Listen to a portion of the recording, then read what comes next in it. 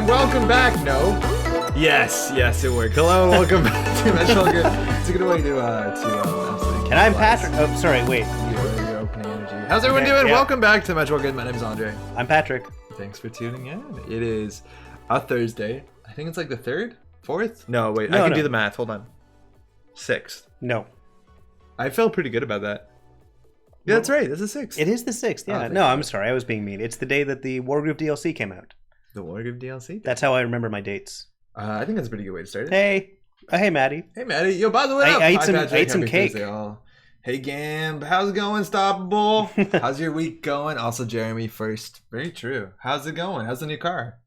It is February 6th. It's the top of February. We're already at 12th through the year. Normally, February is a shorter month. I wish you hadn't said that. I know, right? I feel like I haven't done enough this year. We've gone, and I've read no books. I've read 3 books. The last book I read was A Memory Called Empire by Arkady Martine. It was very interesting, very long sci-fi kind of political epic. It's for book club? Yep. It's good? Yeah, it was quite good, actually. It's about a woman with the former ambassador to this massive culture kind of implanted into her brain. So she has his memories as well as her own. That never goes well. It never goes well. In this case, it went very badly. Wargroove DLC, you say. What's up, Solomon? Yeah.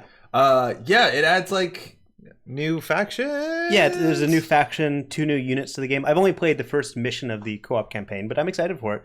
So I loved Advanced Wars, and then I played Wargroove when it came out, and they patched it like a month later. They did like a QOL, quality of life patches. They had a problem where if you clicked, like you just kind of misclicked, or even if you hit Y, I think on accident, it was really easy to end your turn. It just ended your turn prematurely. End your turn, which very unfortunate. Destroys your campaign story, so that kind of sucks. It just how's it going? Welcome. Just got home from work with a nice burrito, attack some corpses, smash hackers. Such a nice thing to have. Hell yeah. Enjoy the burrito. Yeah, Wargroove is awesome. Yeah, I assume so. Yeah, I still like it. I've got a few ongoing, like, very long games going now. Like, we take turns maybe once every few weeks now. But I think Oh, cool. You can play asynchronous. Exactly. But I think the DLC will kind of revitalize the game a little bit. Super cool. Yo, Rabby, what's up? Hey, Andre. Hey, Patrick. Hey. How you doing? I'm playing SteamWorld Dig 1 and 2. Yeah, it's been fun. Fucking Minecraft, but Metroidvania. So I've only played SteamWorld Dig 2. Do you recommend I go back? Okay, it's too bad. It is a really refreshing update to that whole game. Like SteamWorld Dig 1, they're like, okay, we made a mobile game, I guess, even though I don't think it was. And then SteamWorld Dig 2 is like, it's cool. It's really cool to see a sequel sing that much, but going back, I don't know. I wanted like Wargroove, but it felt like such a slog. I can see that. I mean, it's a slow game. You have to defend this now. No, I mean, it's a slow game. I admit that. It's a slow game. It's not a fast-paced game. Yeah, I think that was the issue at the time that came out. It's like if I wanted to play with like things on tiles on land, I would just boot up that kaiju puncher we all love so much. Into the Breach. Yeah. But it's a very different game for sure. Into the Breach is more of a puzzle game that looks like a tactical combat game. Yeah. It's an abstract puzzle game, but it's not abstract. But it is. All right. Okay. Well. We're gonna play some Netrunner today. We're starting with the Decklist of the week, which is the one that you see right here. It's always backwards. This is a Meer-morph deck. This is Crit. That's Gregory, right? Gregory Tongue. This deck looks boring. It's probably pretty good. It definitely is really cool, really good. But like if you look at the ice here, like this is kind of what you expect: a deck with 3 border control, 3 surveyor. And in terms of like playing fun, exciting things, unfortunately, I think the line here was like the duck is the cute. Excuse me. Cut every cute interaction. So all the fun weird cards got cut just for like 3 ofs of everything. What is cool in this deck? Bass Cherry Bugga, which has some cool synergy with 3 of Restore. I love 3 of Restore. I think Restore is such an underrated card. It's like the balanced friends in high places, but especially with that constant threat of MC austerity policy, it's really cool. Here, I want to be able to open this so we can actually look at the cards. A specialized, a boring yet efficient, powerful deck seems right up my alley. That's HB right now. So yeah, let's open this in Chrome. Yo, how's it going? Code, what up? Welcome. We'll pull this up. Okay, so Restore is a really cool card. It lets you install and forces you to res, and it has some downsides that lets you remove other things from the game. But if you've only got one copy of the important card. Yeah, and it's like we have no other recursion, so like largely one is all you need. It's not like we have Executive Bootcamp or something like that. Restore is also cool with border control. You can get that back, which is actually fine for 5 credits if you ask me. You pay install costs too, right? Yeah, paying all costs. The idea with this is that this is an event that installs a card. So with base, if I'm not mistaken, or BAS, excuse me, you can actually like score out because you can install, then you can fire this, and then you can install an agenda of Vitruvius, and you actually can score that from hand. You can fast advance it. It makes this basically like a bit more effort for a biotic labor. But that's largely all the tricks here. It's a Jinja deck, and kind of Jinja decks want to draw a lot. This is not a deck that runs any of the clearances, surprisingly. There's actually no draw besides Rashida. It does run 3 Jinja City Grid, which is a lot why we're drawing. And there's no Calvin Ballsy to give you that extra draw in the... Still saying Ballsy, huh? Yeah, no, I think it's pretty fun. I think people like it a lot. Yeah, Calvin's not in this one, but Calvin generally isn't in much of anything. It just kind of takes up your remote. I guess if you do it on ice, but then Amakua, there's other problems with that. Things that I think are really cool in this sort of deck, but I have no doubt that they got cut based off of that sentence. I am so surprised that more people aren't playing Jinja City Grid and HB with border control with Mason Bellamy. Because there's no interaction. There's literally no way to get into that server. Mason Bellamy says if you break a piece of ice while running the server that Mason is resident in, and he is a unique connection or a unique upgrade, you lose a click. So as long as there's like 3 pieces of ice, they really, and you pop a border control, they can't get in there. And we only have 1 Ikawa, which is also pretty good with the combo. But like fucking hell, 3 ice, Mason Bellamy, border control, it is unattackable. I was going to say indefensible, but it's the opposite. It is strictly defensible. It is very defensible. Yeah. Yes. It's very defensible. Yo, Aaron, what up? Hey, Andre, I built the FA GameNet deck you were trying to make. Yo, do you have a list? How's that look like? Oh, cool. Also, John, what's up? Yay, Thursday. Measurable grid. Yo, that's 4 tags. That is excessive. I think that's a boom at least. Otherwise, this is going to kind of play the way you think it is. You have things to jam. I do like this ice suite. This is the sort of ice suite agenda suite that we saw classically within old HB decks, where the SSL would be a food. The idea is that you got 3 3-pointers and the rest 2-pointers. This is actually not very common. A lot more people modernly will play like 6 3-pointers and then 1 extra point, 1 extra double point, stuff like this. But this is kind of refreshing. And you know what? Oh, actually, sorry, Ikawa is a 3-pointer. What am I talking about? So this is even a bit different than I thought it would kind of be. That's a weird agenda suite. Is it? No, it's exactly 20. So what was the classic one? The classic one was like 3 Vitruvius, 3 ABT, 1 4-2, and then 2 foods? That's the classic one. Yeah, what was the 4-2 in that one? It depended on the time. It was like sales team. Okay. Yeah, no, I think it was sales team a lot of times. Cool. Maybe I'm wrong. But Vitruvius you can score this as a 5-3 and it's very good. It is very good as a 5-3. This deck also isn't running, I think a lot of decks right now, I'd rather run Cyberdeck's Sandbox, yeah. Over corporate sales team.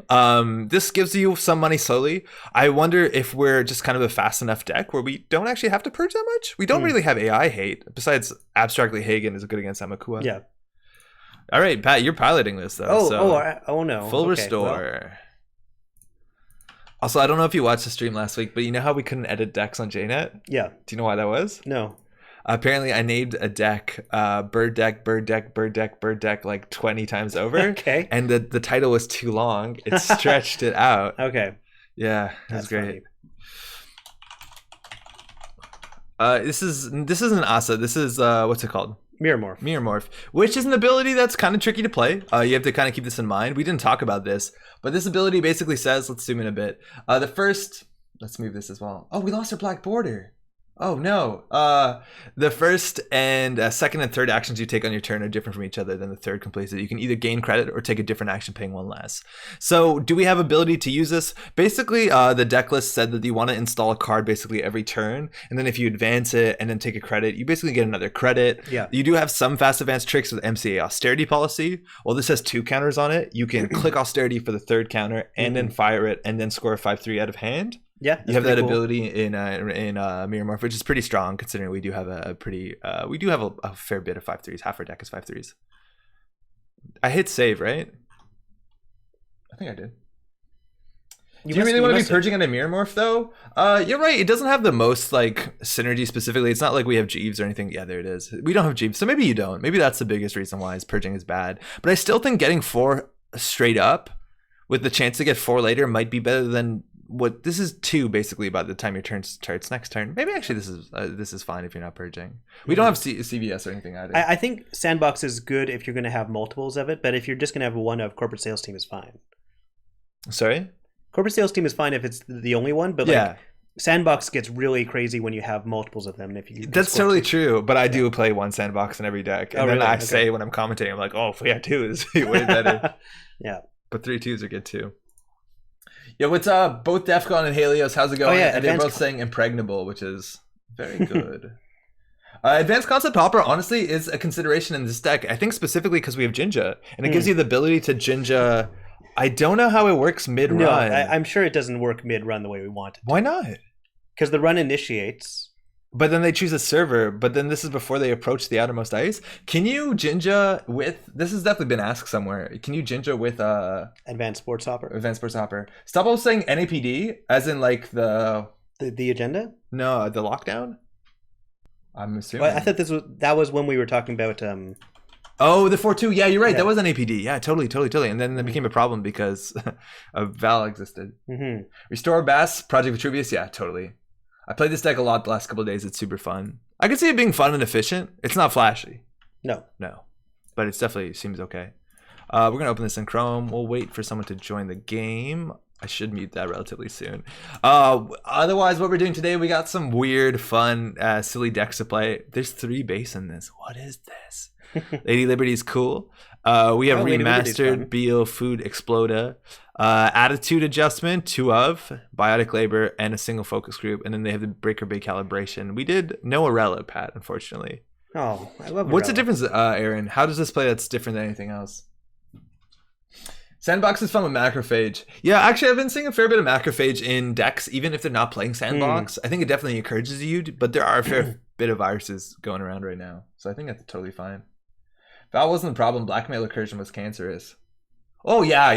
It's like, there's like so many cards kind of sitting back and thinking about like, oh, we used to play Netrunner when there was 3 Astra scripts. Yeah. Or we used to play Netrunner when Blackmail was like same old thing deja vu. Mm-hmm. And like looking back on that, it makes no sense that we're still playing this game. It's crazy. We're so lucky right now that there's like nothing that's even come to that level in a long time of being the absolute worst. But yeah, Blackmail. Like, how did you play around that? It was so wild. Ooh. Oh, do you know who this is? That's Antoine. Oh, is it? Yeah. Okay. Cool. You say, yo, what up?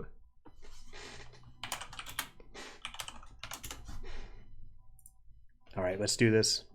All right, so we have a little scoop here. This is Antoine. Antoine classically plays Shaper in this school of Nadim. Mm-hmm. So I don't know if we're gonna see Proco. That's kind of a thing, but they generally run like big engines, control decks. Mm-hmm. So going fast is pretty good. I think they might struggle with the remote. I don't know if they do R&D pressure. I think they're fascinated with Stargate right now. So we might have to watch out for Stargate. Okay. And if you go too far into Jinja and the remote, that's generally what happens to R&D. You get pushed out. Yeah, this group is fine. I like this hand. Yeah, it's not bad. Yeah, it's a pretty good hand. I played X deck when Jackson was bought out by everyone.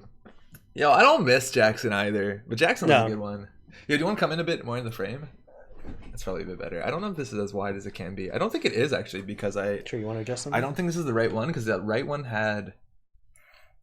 No, this is as wide as it goes. Okay, no, that's it. We're just going to have to be cozy. But I don't want to be cozy. I'm sorry, Pat. You can do good luck, have fun if you want to be in that. I'd love to be.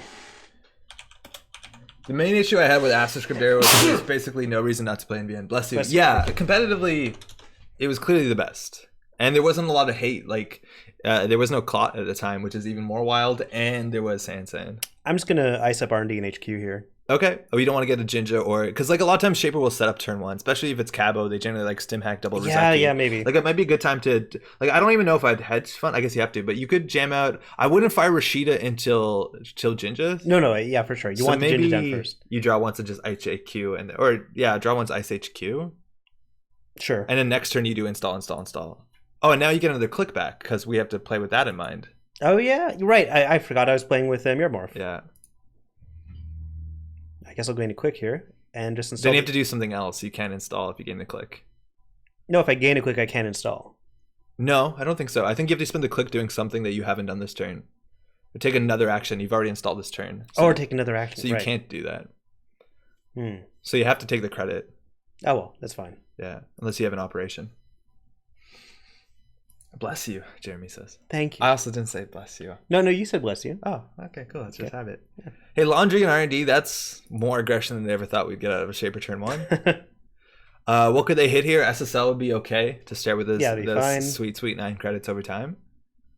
But I'm pretty sure they're going to, like, if they're playing Cabanessa, they generally want to set up something. Oh, can I just mute this? I don't know whether it's coming through.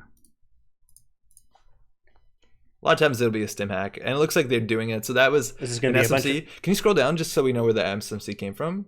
So it came from their hand, and there's the Rizeki. Okay. And that's a rejig Rizeki. So this is what we thought. This is why people play Cabo, just to get this rolling.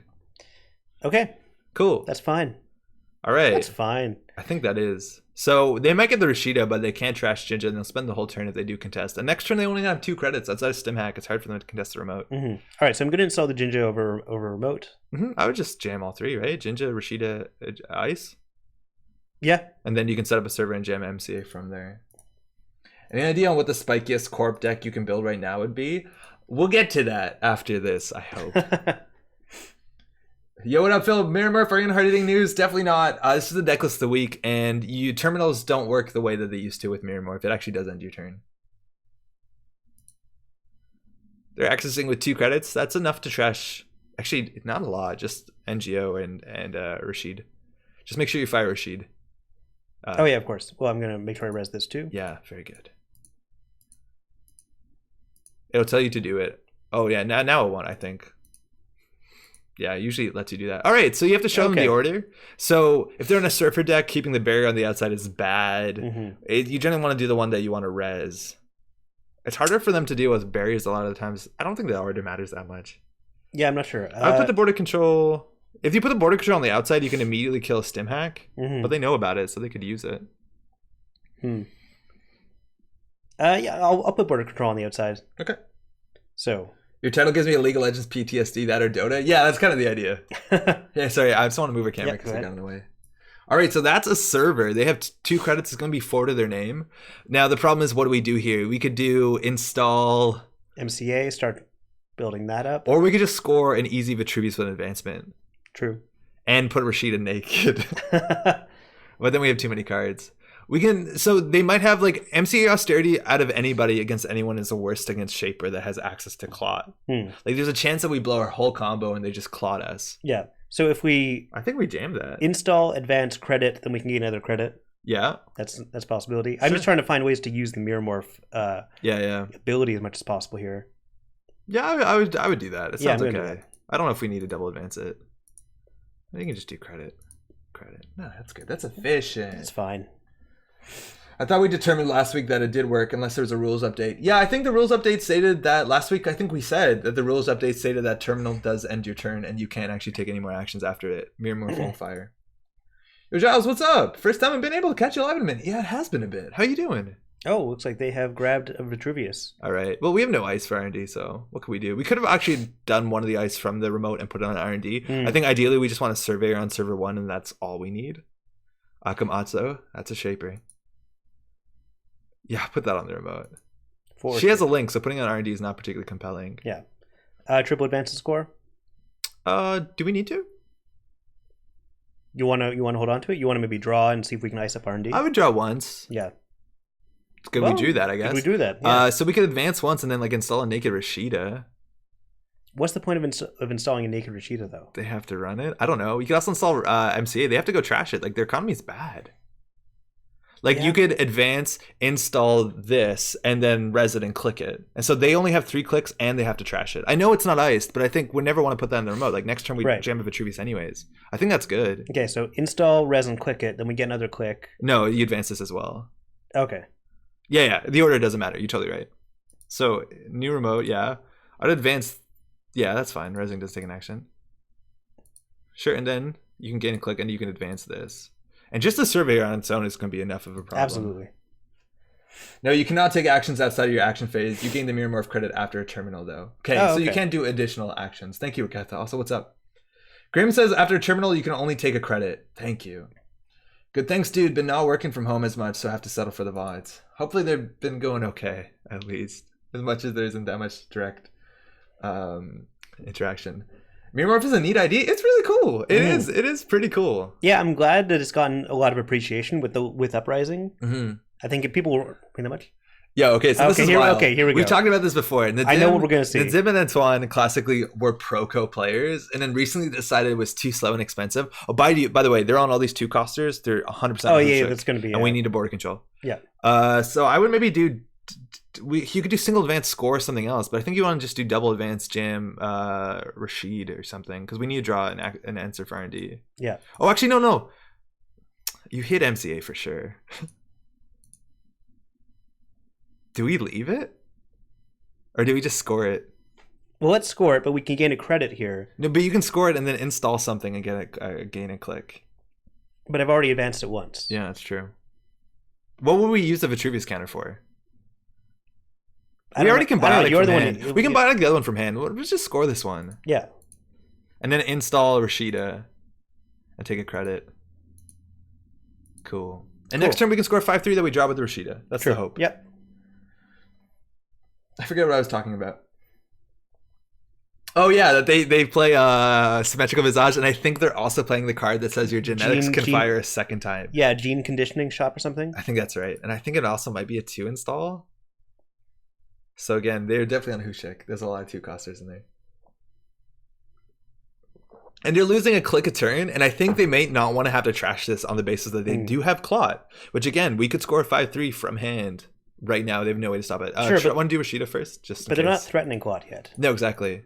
Start turn, it will ask you, I think. Okay, maybe not. So Hagen, we're going to put on R&D. Right? Yeah, almost definitely. Okay. All right. Okay. Do you want to just square out the MCA austerity policy? And then have to throw out a bunch of stuff? Yeah, that seems bad. Yeah, I guess so. No, I wouldn't do that. I mean... Okay, so you can do install. It's over R&D. Yeah. You definitely click this. Of course. Okay, so then we've done installs. So we do biotic. So then we have we have 3 clicks, and we can do install advance. Is that correct math?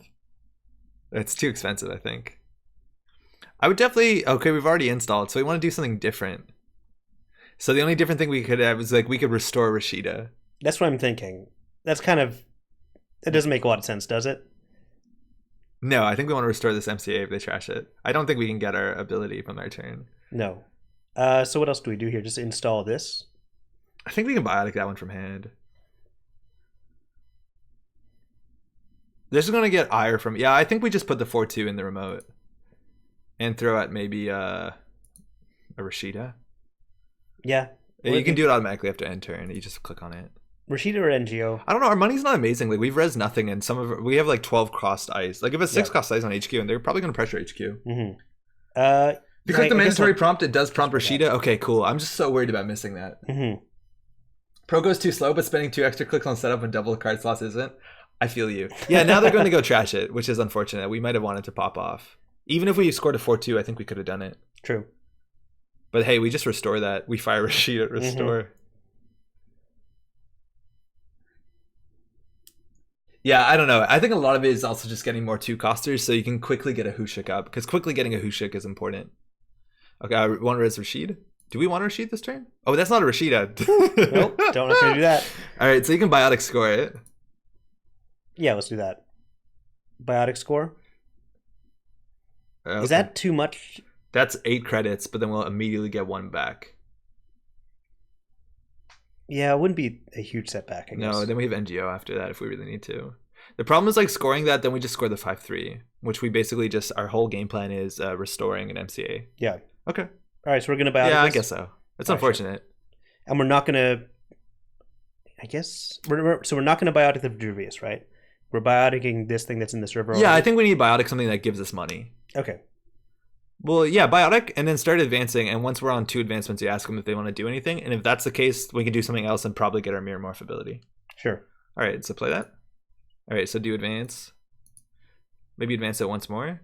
Man, has anybody been having, and you should ask Action, has anybody been having as much fun as I have been baiting Claude on NGO fronts? That is pretty fun. It's so fun. I don't think I put Claude in that list. Does anybody else remember Andre telling Patty he's going to be piloting this deck? This always happens! Okay, no. You could have asked after the second one, I think, but I don't think they have Claude. Yeah. Yeah, that's fine. An intern. Oh, the agenda was there at the start of your turn. Ah, fuck. Yeah, you're totally right. Yeah, we didn't have to respect Claude. We're not fast advancing. Oh, right, yeah, of course. I guess, I don't know. There's no source. You're totally right. We don't need to. All right, so now we're basically on MC8. Ooh. Yeah, so they're going to try and make us lose to Hushik for sure. Mm-hmm. So border control and R&D is kind of what we want. They definitely have 3 Hushik, probably some recursion. Rejigging the Rizeki, cool. And they're making some good money. Okay. All right. Cool. Okay. All right. Yeah, this is fun. They just have to think of what card they want to throw at.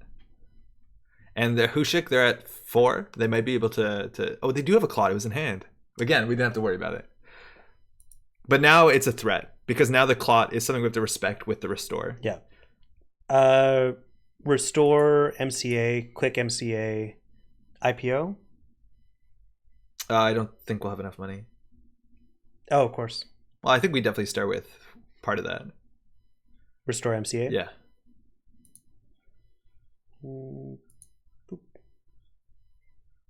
Server 1? Yeah. Okay, now you can just basically take a credit and then take another credit. Yeah. Hey, good. Look at us. We're ETF, huh? IA, the NGO. We could, and you're right. At that point, they would have to run, which is actually something that we might have wanted to do. It would bait the run for sure. The thing is, it's kind of suspicious because like we're baiting a run when we only have 9 credits. Res the Hagen because it'll trash something. Yeah, and we still have enough to threaten the Surveyor. Remove MCA, click credit, play IPO. Yeah, I don't think we had enough because we're going down to 6 after we restore. I can just fire this, right? No, they could simultaneously. Oh yeah, they have that. They have stuff. They knew this was a Hagen too. Like they knew what they're getting into. We revealed. Oh no, we didn't. No, we wouldn't this. have revealed. Oh yeah, sorry. You're right.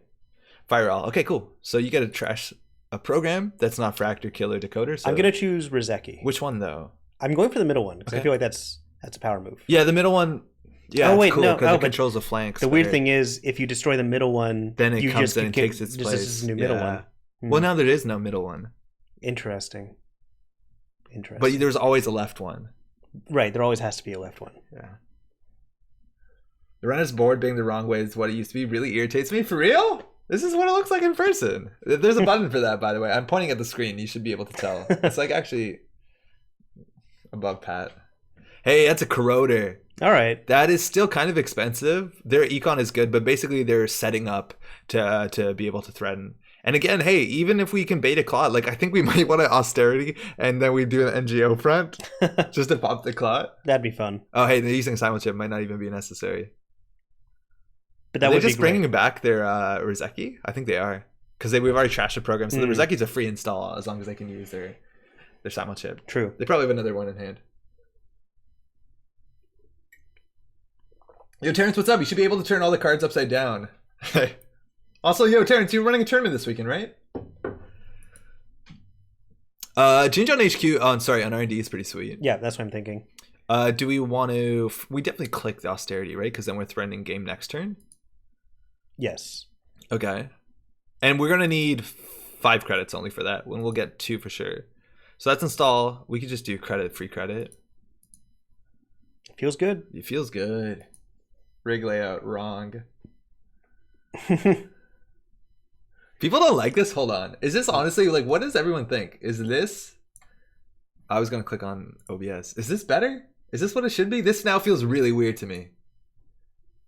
This feels so strange to me. I got used to the programs should be closest to the core. Yeah, because that's how they're gonna interact with us. Yeah. How is this better? Chat. There's no way. That's a lot of 2s. If they don't install recursion, we won. We won the game. Yeah. Yeah. Because they can't possibly win off of this, so. No, it's impossible. Turn it back. Yeah, we're going to turn it back for sure. People have preferences, use yours. Yeah, I'm just interested to know what preferences are. So they're also not going to access our upgrade, which is fine, but it doesn't matter. They went down to 2 credits, and we have a fast advance at hand. Hagen, actually no agendas, but they can trash one of the cards, but it has to be a card that has a trashable, so it's basically NGO gets out. Yeah, that's too bad. Yeah, well, hey, that's a good game.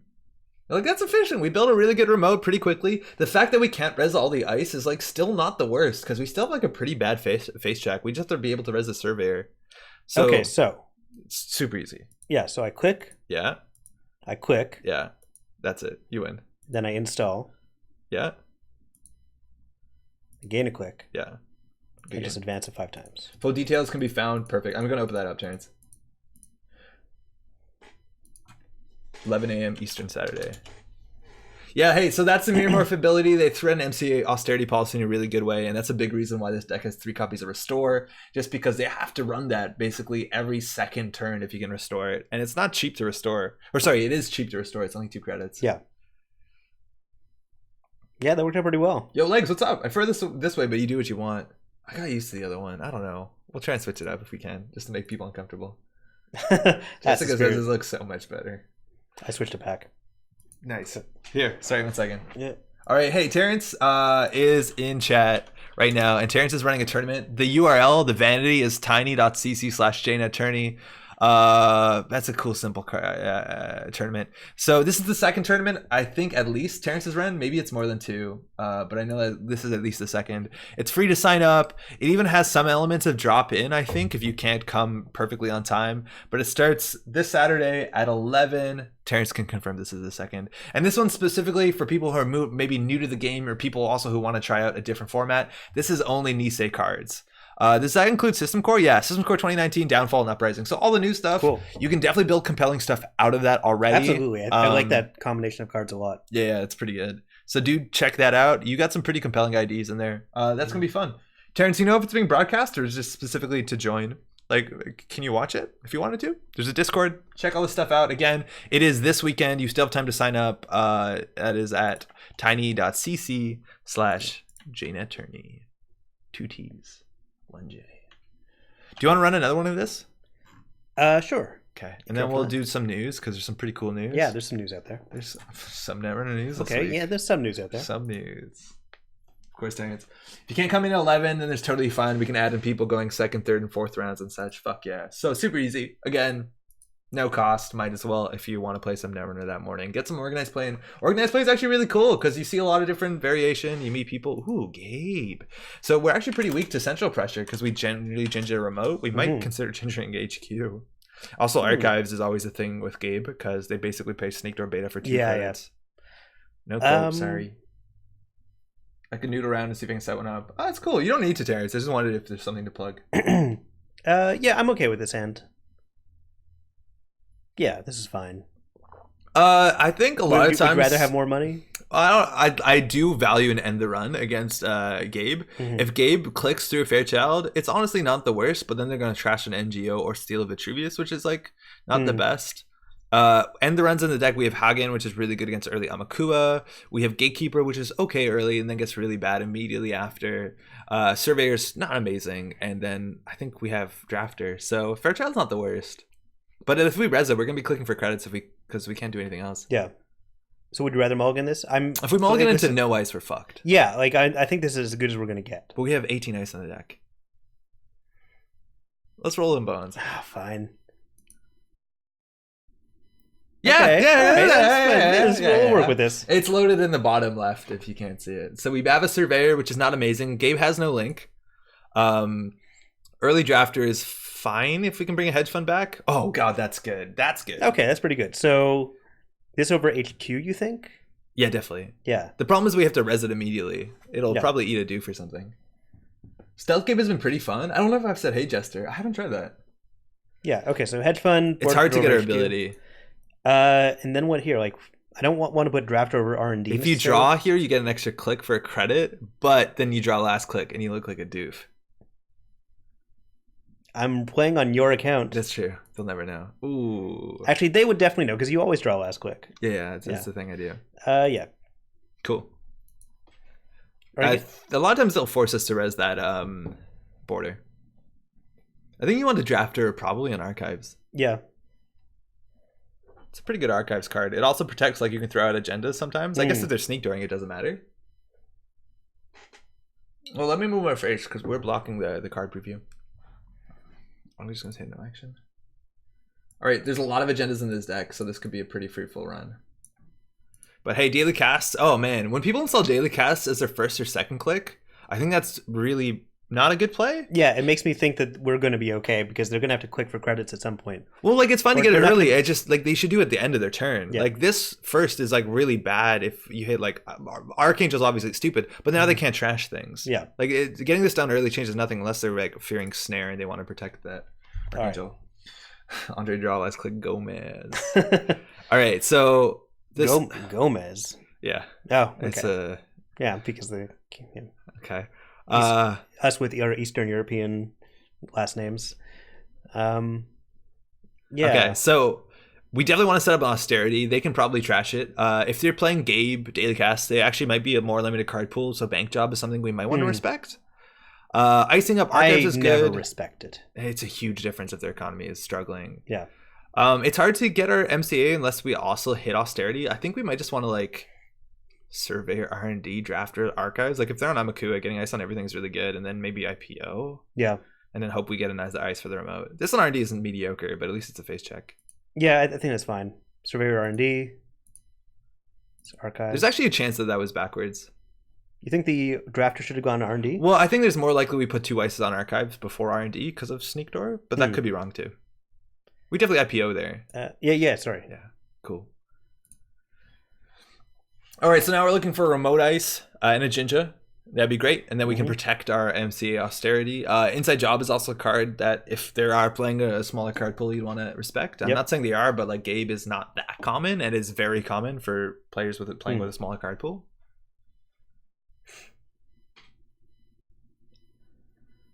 They're clicking for money. To draw, that's good. Class Act coming down. All right. Okay. So they're going to start the turn with 5 credits. A lot of possibility from there. But this turn, a lot of times they want to install a lot of stuff. Yeah. I want to draw first here. Yeah, draw's pretty good with austerity to start. Drafter remote isn't amazing.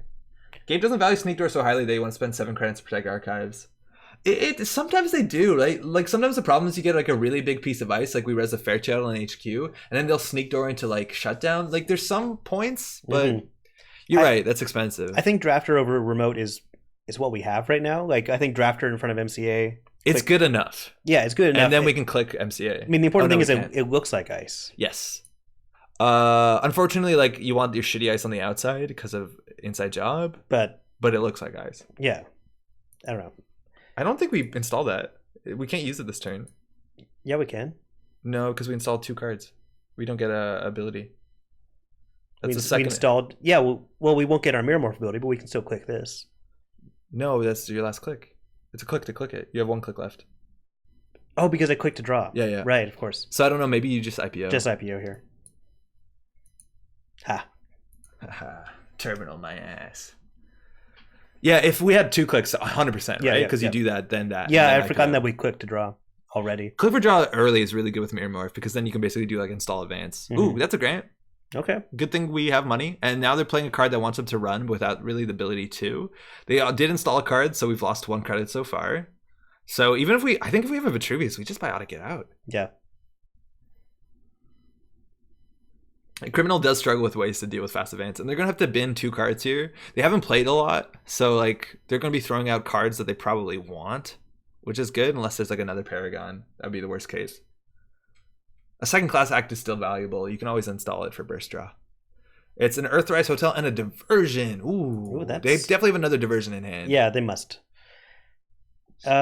Install quick or draw install quick. Yeah, I like that. Yeah, that's good. Okay. So does that go in HQ or does it go on the remote? Honestly, I think HQ. Yeah, because we're gonna have to trash the border control eventually. Yeah, at some point. But do we put it here now? The order doesn't matter. Oh no, yeah, you can't. Yeah, fuck no, I don't think so. Or do we do this and click? I think we do that because it keeps them off of the click, so it's hard for them to set up and do like a diversion run because that's 3 clicks. Because if we get in a click, we couldn't install unless we biotic, so forget it. Yeah. So now this card is so good. Can you highlight this for those who don't know? Not only do we have this cool threat that's brewing, that's going to be able to turn off the class act hopefully soon. Ooh, Puemo, that's 3 influence. But they lose a click every turn, which is a lot. Losing 25% of your turn is huge, especially 3 turns in a row sometimes. All right. Cool. Okay, that's good. So unfortunately, that looks like double install, which sometimes you just don't get your value. So this one over to the remote, this one over HQ. Yeah, I like that a lot. And then click it. Oh, click this, yeah. Yeah. Getting click and play hedge fund there? Oh, we could. Our money's still pretty good right now. Like, they're not trying to interact with us. It's also really hard to interact with an HB when you don't have 4 clicks, when you have no breakers, specifically Koge breakers. Because hitting a Fairchild 3, when you can't triple click through it, let alone a tier, I guess tier you can click through some of it, is horrible. Fairchild 3 hits like a truck. No red level clearance? No clearances whatsoever. This is the deck list of the week, though, so we're now changing it. All right, that deals relatively well with Drafter. I think it's like, what, 1 credit? Yeah, 2 credits 4. If they would break all of it. Cool. All right, unfortunately, no agendas. We might want to draw. Yeah. Okay. Still no agendas. So we could do austerity, hedge fund, credit. Yeah. It looks like they're prepping to run. Yeah, we've got good value out of Meer-morph so far. Better than Asa. Better than Asa. We're gonna play an Asa deck after this, by the way. Yo, actually, we're gonna talk about some news. Some news real quick. Puemo is really cool with Corporate Grant. Corporate Grant wants you to install every turn. Puemo gives you that ability to install every turn. You don't have to. Like, the Puemo credits are good 3 turns in a row. Yeah, it's true. Should have gained a click to ice R&D. What's on R&D? Oh yeah, that actually they break for almost free. Yeah, almost free. Free, actually, I think. Like, maybe not even res this free. Well, we do have 21 credits. I don't think we res it. Well, it just prevents them from running back if they trash an agenda or steal an agenda. There's a fair bit of agendas. I would res it. Oh, my stomach is falling apart. Uh-oh. Yeah, my stomach feels terrible. How's your stomach? Full. Good. Yeah, with the Paragon, it's free. Do you want to hold the ship if I excuse myself for like a minute? Yeah, it's fine. Cool. All right, everybody. It's all Patrick all the time. If you can in this setting. Oh, Jesus Christ. Oh. Okay. I'll be right back. Oh, they've stolen a Vitruvius. They're now running back.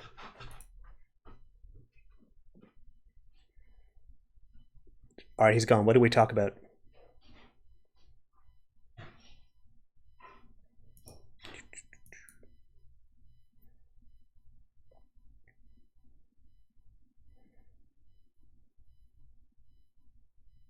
It's very quiet.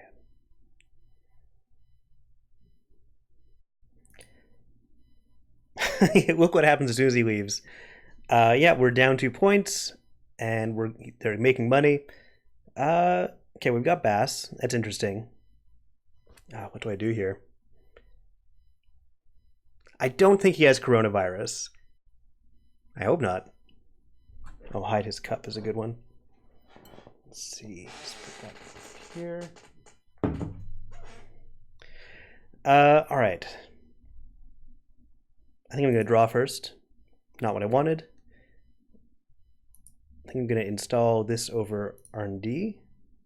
Maybe install this on R&D. Is there a lock on the door? Sadly, no. That would be fantastic.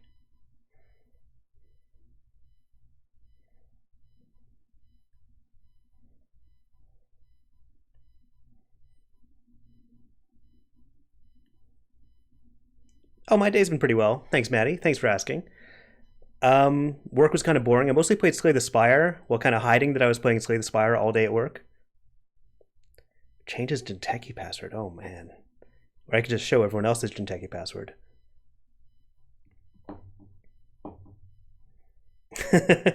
Yeah, I could lock him out and yell rig shooter. That's one idea. I could shoot his literal rig. Yeah, I love the new character in Play the Spire, Slay the Spire. The best I've done so far is with a pressure points and signature move deck that I had a lot of fun with. Yeah, we're going to res Fairchild here. Splay the Pyre.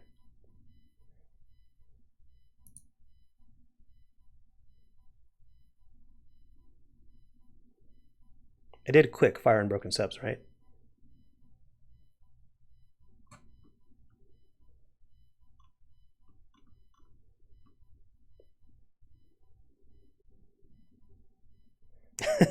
Yeah, that's the thing. He does rewatch all of these, so... Oh, yeah. Anyway, the new character in Slay the Spire is a lot of fun. It's really clever. The way they're using mechanics that we had already seen in the game, but I hadn't really expected them to be used for the new character. Like, the retain ability is very interesting, or it's become very interesting. And I guess I'll just end the run here.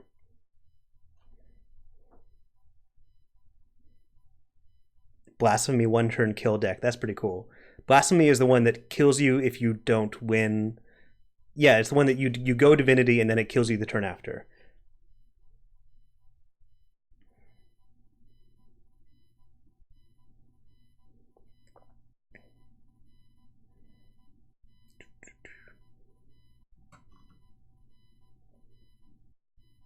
Yeah, I'm also waiting for the Switch one. It should be coming out soon. I think they said that they're trying to make it simultaneous, and the Switch has been waiting for a Slay the Spire patch for a little while. I don't think it's not up to date with the PC version yet.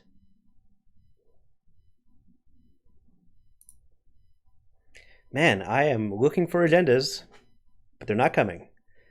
Gonna draw. Not an agenda, but it could look like one.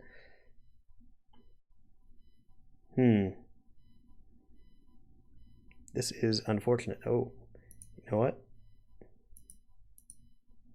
Gonna res that. Should have res that. I haven't played any mod characters yet, but I'm looking forward to that. I'm definitely gonna do that. Do I draw again? Well, there's an agenda.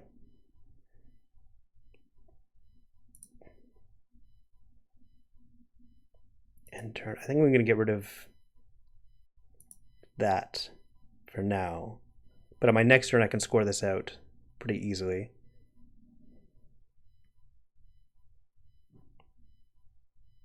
Yeah, I guess I could have done a brain there. I was kind of on autopilot. I didn't want them to get money from Bravado, but that was kind of tunnel vision.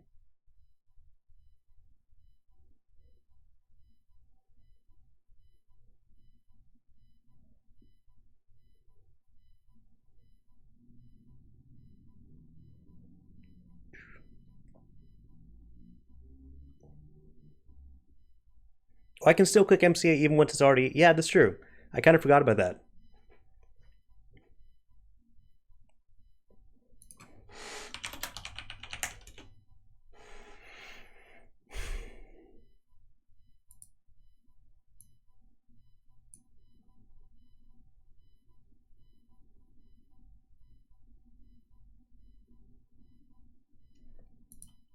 Okay, so now we got stuff we can do.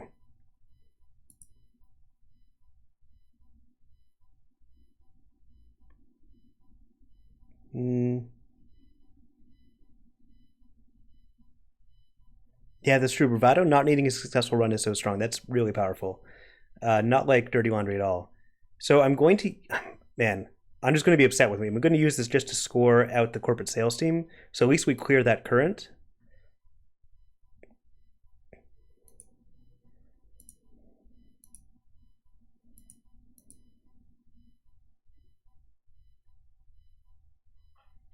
How many clicks do we have left?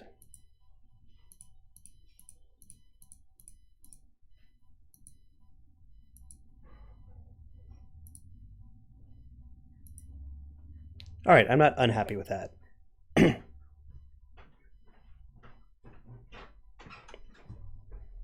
Okay, he's back. If someone could just spam the chat so he doesn't see what we were talking about, that would be great. I feel poisoned. Oh no. Oof. So for those just joining us, Andre and I ate the same thing for dinner. And yeah, one of us is not feeling great. Oh, I've been better. Thank you, Jeremy. What happened? I'm sure Andre will rewatch all the stuff. Clicots, what's up? Yeah, definitely. I can now I got a stream to watch. Oh no. What's going on? Well, we finally got an agenda and scored it. Hey. But we had to use our MCA to do it. And they're set up with they are quite the full like accountant suite and an Amina. That's annoying. We have good code gates that they can deal with. Yeah. What did you eat? I'm okay, Maddie, I think. I made some pasta with some like jarred sauce mixed with like vegan fake meat, some onions, garlic, then we had a salad, which was, I think, spinach with tomatoes. There's some arugula, mixed greens, sunflower seeds. All right, and they're running cucumber. They're running this for some reason. Paragon. Yeah, I guess so. Do I res this then? What does it cost for them to break it? 2 credits? 1 credit with Paragon. I don't know if you res it. It's 1 credit with Paragon. Have they used Paragon already? Or sorry, Bogalto this turn? No, they haven't yet. I don't know if you res it. They also know that there's a surveyor on server 1. True. Sometimes like I don't know. Like I get sick more than ever with the stomach, usually with salads. Like one fucking bad leaf. Oh, it hits me. Thanks, Apathy. Yeah. I don't know. I've actually classically also had a really bad stomach. There's certain things that like really triggered it. Chicken was one of them. I don't eat meat anymore, but so if I click mandatory draw, we're expecting this to... That's the hope. Yeah. Yeah. Okay. Cool. Do we install Hagen over R&D? Now I know you're upset that I put this there. Yeah. Okay. Why'd you put that there? Well, I just wanted to put something there. Yeah, fine. No. I wanted to res that. Did we have another ginger in hand?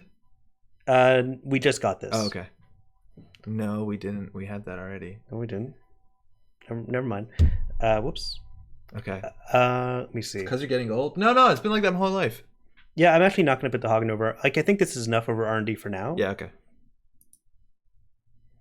Oh, you're right. We did just draw that. Yeah, but I'm going to put this over HQ or the remote. Definitely remote. What's HQ like? Can we res HQ? Because that's where it's going to happen. Yeah, it's pretty good. Okay. Actually, not even. Then restore to get back one of the MCAs. Or do we install this? I think we need the money. Install advance at once? Yeah. Unfortunately, we're going to lose the austerity. We're not going to get value out of austerity. And you have to throw a card out. That might not have been amazing. Bass? Yeah. Or Bass is good with the restore. It's better with the restore than without it. Oh, I've always been getting old. You're right. I feel like you're discarding cards anyway. Yeah, we probably are. Well, I don't know. This is why we maybe wanted to put the Hagen on R&D, because we're not putting on the remote. And putting on the remote is huge, because they know there's a surveyor there, and a 6-strength surveyor is much better than a 4-strength surveyor. So you're vegetarian. Weird that you react so fast to salad. Yeah. Ooh, here's the sneak door. Ooh, that could be really bad. Now I res the drafter, right? Just to track because they're gonna run more than once. Yeah. Yeah. So the long story of it is every year for the last couple of years, I would cut one piece of meat out of my diet, and at this point, we just cut all of them because there's not that many left. Mm-hmm. For my own sake, I just Benjamin Button Benjamin Button. Yeah, I just don't eat a lot of meat at all. Like it's always kind of been my way ever since I lived on my own. I was looking for this. Oh, weird. How did that get over there? No one will ever know. Are they going back? Okay. Yeah, so like 2 years ago, I stopped eating chicken. Then after that, I stopped eating beef. And at this point, it's like, what's left? Pork, fish. So I just cut all of them. I don't care for fish. That's why we kept the Hagen. Well, now we want the Hagen for at least R&D. Mockler, what are the numbers on it? Oh, not great, right? Not great. 3 to get through. Hagen's fine. Do you want to res the Jinja or do you want your money? I don't know if we need the Jinja. I think I want to res the Jinja anyway. Yeah, whatever. You're right. It's cheap installs. Can you keep on the remote? Okay. Yes, server 1. Okay. So we definitely want to get ice on archives. Do we want to jam the SSL? They don't have a lot of money. And the SSL and the remote is something we could consider scoring out with Biotic if we do install advance. We just need to plan our turn for sure. So you could do advance here, but then you don't get an advance on the F5-3. Yeah. We definitely want to install the Hagen onto archives. No doubt. And we probably want to get the 5-3 out of hand. Yeah, but do we put this on archives this turn? Yeah. But if we get the SSL out of hand, then we don't need to ice up archives. That's true. Well, we could shut down. They don't have many cards in hand. All right. Why don't we pop... Also, what's up? I couldn't give up fish. Everything else I could do. Really? I never got fish. I'm going to pop this now. We need more money. They can run that remote and then run HQ and we're in bad spot. So we advance it once, then we pop it. Yeah. And I think we just put the 5-3 in there and don't score it. Okay, so we've done advanced. So I think we do install, but unfortunately then we just don't get our click if we put the hag in. But then we don't have to put the hag in. So what we could do, like install and then restore doesn't do anything. Yeah, I don't know if we're gonna get our ability. Well, we could put Hagen over here and then restore the MCA. But then we have 3 cards in HQ that they're definitely going to try and sneak door, and one of them is a 3-pointer. Yeah, but we'll have the Hagen, which is going to be really taxing for them. It's not. It'll be okay. No, I think it's like 3 credits. It's really not taxing. I would get the 5-3 in the remote. Okay. It seems way safer in there. And if you advance it once, you could consider bioting it out. But if you don't advance it, it looks like a Rashida. I would not advance it, and I would put Hagen on archives. Yeah, that's fine with me. There are 4 credits. Can they really run HQ and hurt you that bad? Maybe. I don't know. Maybe. This is awkward, yeah, that we didn't advance it. Mm-hmm. Yeah, I didn't really check the credit total. You're right, though. More a coastal thing? I don't know much about Montreal seafood. So the problem is, like, my family is almost entirely pescatarian, so now it's going to get really difficult. A lot of my family hasn't eaten meat, so then when they do a meal, a lot of times they'll make fish, just so other people who aren't vegetarian and pescatarian will be able to eat something. And now I've like really complicated it.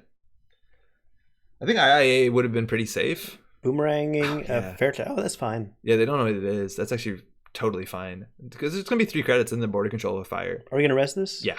I'd res everything. And we always can panic out an NGO here. We get really poor. Continue to encounter ice. Sorry. Oh yeah, sorry. So they could boomerang this and then probably lose 3 credits, which means they actually can't get through the border control.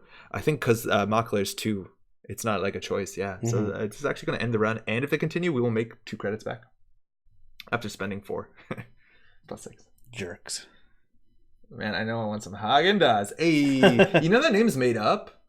It's like literally. Oh yeah, it's true, eh? Oh wait, they can break this. Oh, that's totally fine. Yeah, Haagen-Dazs is totally made up. So we lost 1.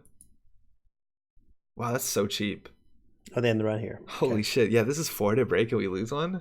Damn. Amina. Cool. Yo, hey, do you know what's a good agenda score early? Oh, yeah, it's a corporate sales. It's been good. We were kind of arguing about that, weren't we? It's been way better than anything else. Gatekeeper over... I think R&D. Yeah. It just makes the surveyor so much better, even if we don't res it. True.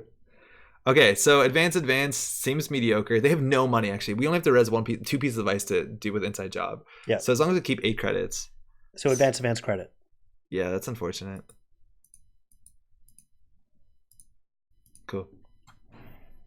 Oh, it's made up. All right. Yeah, well, okay. It looks like it had an origin in some language that is like European, and that's kind of the marketing appeal. But no, they're just like, fuck it. It sounds imported. Haagen-Dazs.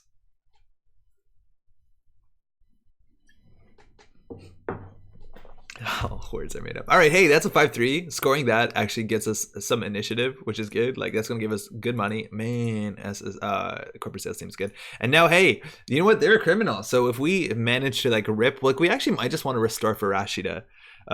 Just so that we can rip the last... There's 2 Vitruviuses and biotic those out. We also could, in theory... Can we do restore biotic 4-2 from hand? Oh, there's no more 4-2s in the deck. Right. Yeah, there's no more. But with a 5-3, can you restore biotic? Ooh, Puemo. We've seen Puemo and everything. Oh, wait, how do they lose a Puemo? I left and they had a Puemo, and now they don't. What happened? I don't remember. I don't remember when Puemo disappeared. Well, you'll have to rewatch the stream. You don't have a stream? CSC looks great until the pad tab comes down. Yeah, you're totally right. It's not a choice either. How's it going, Jim? Okay. Is IA the Kawa? You're making this too complicated? Yes. Yeah, IA. Oh, Puemo died to Fairchild, right. You install Advanced Ikoa. Cool. Even if they steal it, they'll have like no tempo. And we can always score it even if we spend all our money because we'll be getting money from SSL. Yep. Yo, I've been playing with Vacheron and that's an agenda. That's a pretty fun agenda. It sucks to steal a score. It feels terrible to score. Man, I've been playing a punitive HB deck with Vacheron. Don't res anything. Don't res anything? No, they can't. Oh, because then the last click, of course. I'll never run CST again after my opponent put down 3 pat taps on turn 2 and rush 1 out. Oh, that's terrible. Yo, this is cool because this looks like a June bug. They have no abilities. So Ikoa, if you can highlight it, says you need to spend a click and 2 credits to steal it. So running this last click is bad, not only for border control reasons, but because of Ikoa. Unfortunate. GG. decides not to pay to steal. That's diplomatic. And we're just going to gain 3 from that. And we're going to advance this 3 times. You have to deal with that prompt. Oh. And score. And we're going to say GG. Woo! That's the only equal in the whole deck, too.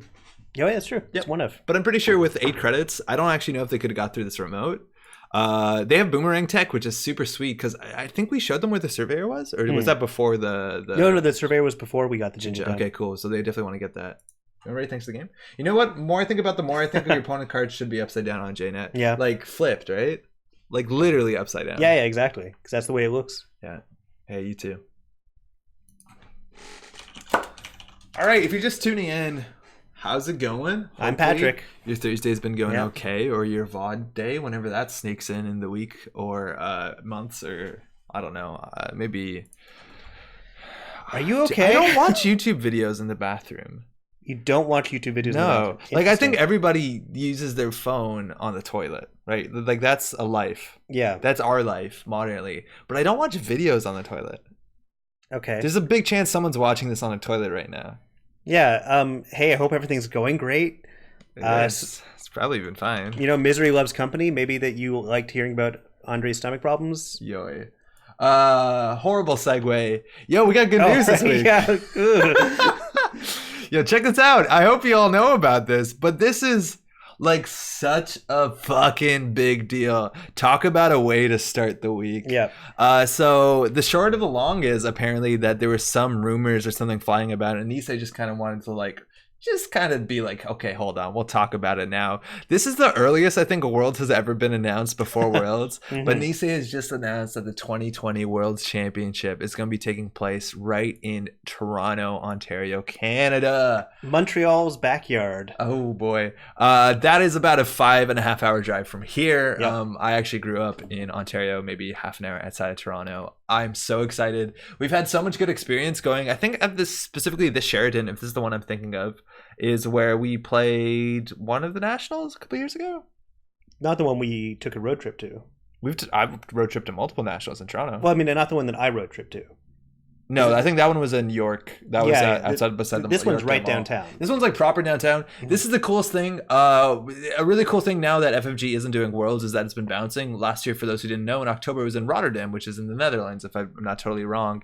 And now this is in Canada. This is so exciting. We are so close to this. They talk a bit about what's going to be happening. They said there'd probably be a team tournament. There's going to be a couple of days. They have the date if you want to save on your calendar. A very important thing though is they actually have a block of rooms that are reserved at a reduced rate, and Nisei is on the line for them, so they'd like you to book this up if you can. Yeah, please do. Andre definitely has a Toronto accent. Is that actually true? I have a weird accent. I know it's definitely from Ontario. My Friday's going swimmingly. Hell yeah. Nice that you're playing with new identities. Hell yeah. Hey Daniel, how's it going? Yeah, Meer-morph is it's actually pretty exciting. It's a shame there are no good Canadian players.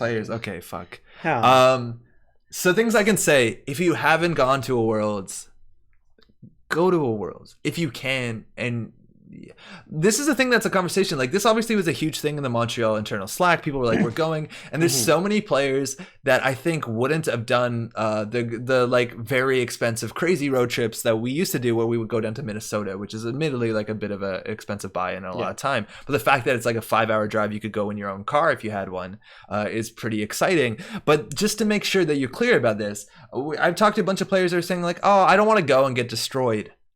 Worlds is a competitive event. It is. But the only part of Worlds that is competitive is like the top half of everything. But the thing is, like, at Worlds, there are like 200 and 300 players. And let's be honest, 200 to 300 people are probably not there to contend for the world spot. Yeah. This is the biggest organized Netrunner play in the whole world ever. Coming here just to meet people that care about the same shit you care about, just to play in side tournaments, to play in the main tournament. It's like 6 or 7 rounds. Like if you want to play a tournament where your opponents are more equally matched to you, just because of the large size of the numbers, this is the best opportunity you're going to get. That's true. By the end of that day, you will match with someone who's exactly your skill level. You'll meet your long lost sister or brother. It's going to be sweet. Yeah. I can't understate how fucking rad Worlds is. I'm so sad I couldn't make it last year. I've gone 2 years prior to that. One time it was just me and Roberto. Like 2 of us went to Worlds together. It was the nicest time. After that, we had the pleasure of coming with way more people from Montreal. That was a great time. It's great. Even if you don't think you're a competitive player, the Worlds is not an invitational-based thing. It's basically a huge celebration in Netrunner. I know we're talking about something that's like 10 months, 9 months away, but I am so stoked. They got rooms to reserve if you'd like to already. I think they added, I might be mistaken, but I think from my conversation, they also added double queen rooms. That's what I heard. That's what I heard. I think these are only single queen rooms, which you could fit 2, maybe 2.5 people into it. But I think we were looking at 2 bedrooms, so we can fit 4.5 people in there. And I think Nisei added those. I might be mistaken. There's an FAQ here. Why only 100 rooms? There's more. Again, if you want to do other places to stay in Toronto, you can do it. Toronto's pretty good for like public transportation. It's going to be in October, so it's going to be a bit cold if you're coming from somewhere that's not used to that. It won't be snowing, yeah. But it's like if you come from Texas, like I hope you have a jacket. Yeah. It's going to be cool. It's going to be really cool. I'm stoked as shit. This is like the coolest thing. Again, Monday was like just the best to figure this out. Yo, Roberto, what up? They have 2 queen beds now. Yeah, shout out to Roberto. A couple people from our meta, without even organizing who's in the room, have already gone out in good faith, being like, "Hey, we got 12 beds, and we know that's gonna fill. We're gonna get more rooms." It's sweet. Yeah, it's extremely exciting. Yeah. I'm just here to APOC Hero Magnum Opus spoilers. I pity the poor bastards who are down in my skill level. Yo, Rabbi, that's fun though. It's gonna be great. We're talking about new people going to Worlds. Should I tell my APOC story? Terrence, I don't actually know what that is. See what's up. I'll be my first. Can't wait. Heard it's a party where people happen to run nets. It's so cool. And like people hang out after. The cool thing about being downtown Toronto is like there's a lot of stuff to do. Like that was kind of the issue with, and maybe issue is actually what made it more interesting and more focused, is that in Roseville, Minnesota, at that one hotel, it was like, where do you want to go for dinner? A lot of people didn't have a car, so it's like we all ended up at the same Indian restaurant, or then in the same hotel bar or lobby, and that's cool. Toronto, you have a lot more to do. Toronto is also a really cool city, better than Roseville, Minnesota, on the basis that if you want to spend more time to go see Canada, to see Toronto, there is enough stuff in Toronto to do where you could make a week of this for sure. Now, okay, let's not really take the piss out of Minnesota. Minneapolis is better. Has the Mill City Museum, which is a museum dedicated to Minneapolis' history of flour production and mill explosions. It's a worthwhile museum to go see. I went to go see it while everyone else was doing a team tournament. When we went down to Worlds, and I had a great time. That's FLOUR. FLOUR, which half of the people we were with didn't realize till way later. Man, this stuff is good. Again, if you can try and stay in the same place as everyone else, it's just easier to be part of the party. It's easier to meet strangers. But if you want to stay somewhere else, like do whatever you want to do to be comfortable. Yeah. Toronto's a big city. Public transport is possible, but this is gonna be so cool. Yeah, I'm extremely excited, and it's so cool. Do they have bears or moose in Toronto? They have more moose than people, actually. Yeah. Oh, they do have a lot of trash pandas. Yeah. Oh, yeah. Well, Toronto is like a trash panda city, isn't it? Like, isn't there super trash municipal panda. Animal is the trash panda? Trash panda, yeah. Yo, there's a 99% Invisible episode about that. Rongi, what's up? Toronto's pretty good for public transportation. Yeah, it has a metro. You can spend most of your time. They talk about the fact that like the Sheridan or whatever is in a huge underground city where you can go into the Eden Center, which is a huge mall. Like you can go a lot of places without feeling fresh air if you really need to. Okay, this is Terrence's story. Oh okay. Copy pasta. Well, here we go. Hold on. We're going to make this a bit bigger. So let's rewind to Mopus 2018. Do I do this the whole time? I don't know. FFG had announced the end of Netrunner. If I recall correctly, at the time, Nisei wasn't officially announced since FFG was still legal stakeholders in Netrunner. So they were rumored. And I think they were just a channel called Future in Slack. Mopus, being the last Worlds, really felt like the last hurrah for a lot of us. I heard this story from Noah the evening after day one, after I did much more poorly than I was hoping, and a bunch of us who didn't qualify for day two went to a pizza place to commiserate and share stories. The story actually takes place during the very last round of day one. Noah was playing his opponent, who was a player who lived locally, and for whom this was their first tournament. Great. They're both on the bubble of earning the next set of prizes if they win both games. Noah is corping first, as you might entirely suspect, since this is an apocalypse story, he gets apocalypse. A total of 3 times over the course of the game, and it doesn't really look like he's going to recover, but then his opponent concedes the game. And then his opponent concedes the game, and then they concede the other one too. Why? Asks Noah. Why would you concede? The answer, I didn't come here to win games. I came here to apocalypse. It absolutely killed it. Some people just want to watch the world burn. Yeah, but respectfully too. Mm-hmm. Yeah, fuck. Because that was the Lost Worlds that we went to. Was the Magnum Opus one, which also specifically had like a really strange energy to it. Yeah. Oh man, it was cool though. That's a great story, Terrence. Thank you. Anyway, so I'll be at Worlds, you'll be at Worlds. Oh, the black box is there. We just crashed in too small. It was there the whole time. We just had to believe. Yeah, we'll definitely be there. A lot of people are coming from a meta who have never had the opportunity to go to Worlds before. I'm absolutely the most stoked. Yeah, get your passports now, please. Yeah, you need a passport if you need to travel. You got like 8 months, so hopefully it's obtainable. I got to renew my passport this year, actually, in September. I'll have to check mine. Yo, Tobo, what up? Pizza place is good too. I don't think we went for pizza there. I think we only went for Indian. We went for Indian. There's the sandwich place that served us pickles in bags. Oh, yeah. Yeah, we went to a really shitty sports bar. Oh, yeah. That sucked. Because some people want to watch a football game? Yeah, Roberto. Like Roberto. The Patriots are playing. We're like, whatever. Just tell the border agents you're coming Apocalypse. I think I've said this before, but we've struggled with border agents before because of fucking Eric, and who's like been at the border before. And they're like, what are you doing? And it's like a bunch of 4 dudes and be like, we're here to play a card game. And he's like, okay. And are you guys criminals or something? And then Eric is like, well, actually, I'm playing criminal in the tournament. And we all like immediately turn to Eric and be like, what the fuck are you doing? We don't travel with him anymore. I hope Eric's coming, actually. I don't know if you guys can't judge about food coming in bags. Country sells milks in bags. Yeah, but that's good. That's a good idea. That just makes sense. Changed my name when I got married and I still haven't ordered a new passport. Oh shit. That's probably a bit tricky, huh? Oof. Technically only certain provinces do that? Yeah, I know Quebec does. I don't know which other provinces do that. Ontario does. Oh, does it? This is probably the sort of thing where Alberta's like, no, we got our own culture. Milks and coffee. No, Alberta's the sort of place where milk would come in gallon jugs. Yeah. Like America. Or like a large 10-gallon hat. We did Indian the year I was driving you Roberto around. Yeah, I remember that. That place is pretty great. We went there pretty consistently. Takes about 3 to 6 months for the cheapest option to get a passport. Okay, cool. So start now. Yeah, I would start now if you can.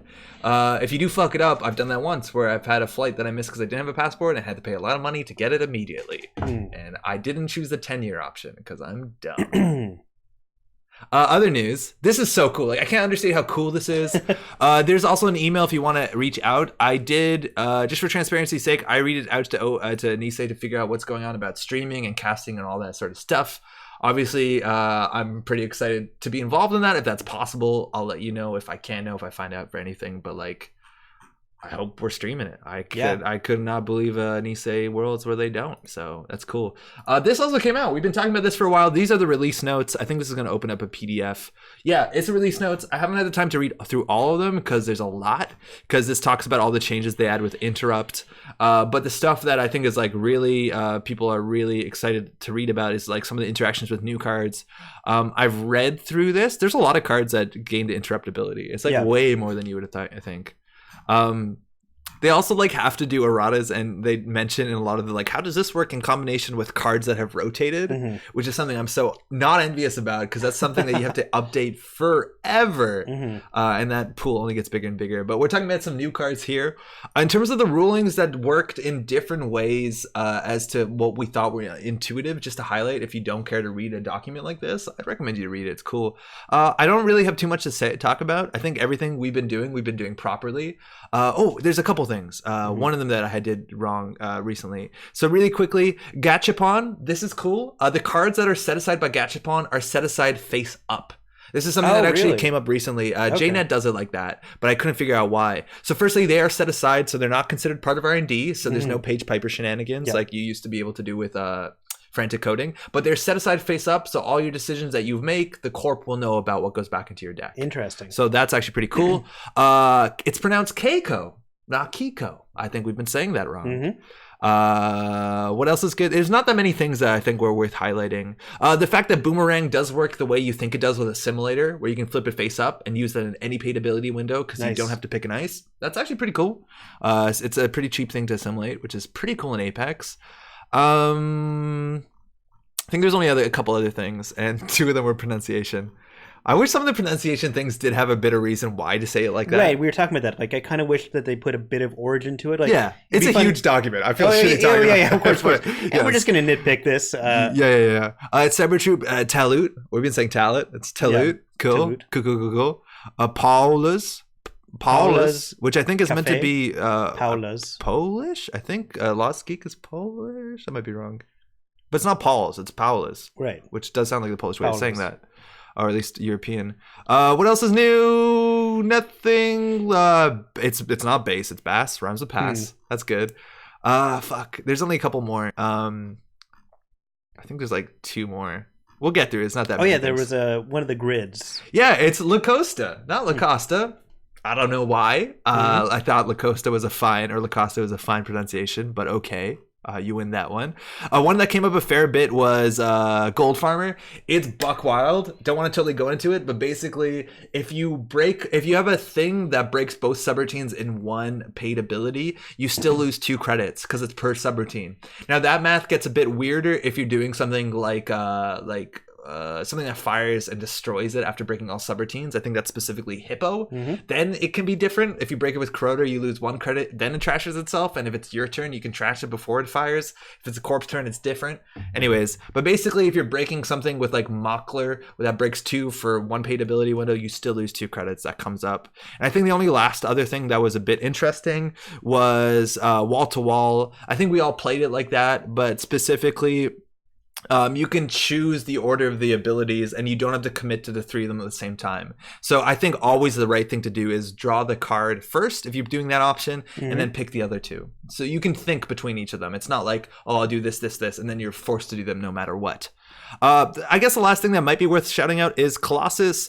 This is very, very, very niche, but because, and I don't know if you noticed this, they changed the text on Colossus in a very, it's not a functional errata, but basically how it's presented. Yeah. There's no more parenthetical text. The ability is now just in one long subroutine. It doesn't have any of that parenthetical stuff, which just specifically changes of how it interacts with Loki.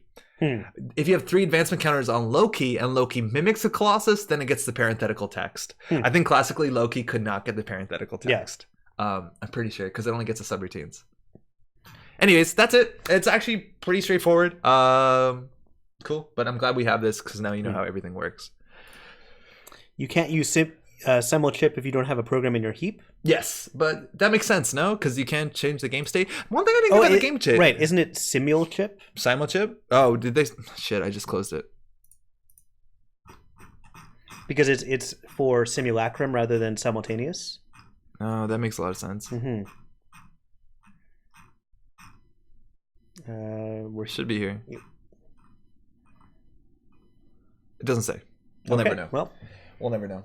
Fumiko plus Psychic Field is no longer kills if you fail a side game. That's new. Oh shit! Since when? What's Fumiko? Fumiko is the one that said if you after you win a side game, do a damage, a meat damage specifically. I think.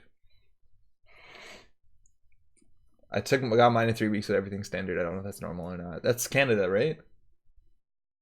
It didn't answer my question, which was if you're exactly on 2 credits and break Gold Farmer with Mockler, do you gain the credit and immediately lose it, or end up keeping the credit? I think you lose it. I think you'd lose it just because your paid abilities happen first. I think so. If they fire on the same thing, yours have to go first because you have a priority. I'm assuming. Anyway, that's it. I need to look into the Fumiko thing. That's cool. All I want to say is play Chitana, use Marcus Batty, lose the side game, then have them run to Psychic Field, win the side game, and then have them be flatlined. Okay. That counts. All right. Anyways, this is cool. It's a huge document. Again, I think I've only read the last fair dozen pages, but there's a whole lot of stuff. Not all of this is new. Again, a lot of this is just like the basic rules of the game, and then some of their changes. Actually, no, this is probably just straight up new stuff. There's a section specifically on FTP, basically how it works, very similar to that other Wayland card Negotiator nobody played. All right. You can also break Archangel with Gordian Blade if you access it with Gang Sign. Why couldn't you? What's up, Brick? Why wouldn't you be able to do that? There's also some weird things that happen, and they go through them. What happens when you use Ganked to hit and end the run? In theory, like Aeneas Informant fires, it also stops you from accessing other things. And then there's some weird things, like if ganked hits a Hudson 1.0, you can no longer access anything else in the server. Oh, fun. If the ability fires. But if you hit gank to hit sync BRE, and then sync BRE's trace fires, that says that apparently that ability only is counted before the access step, so you're still cool.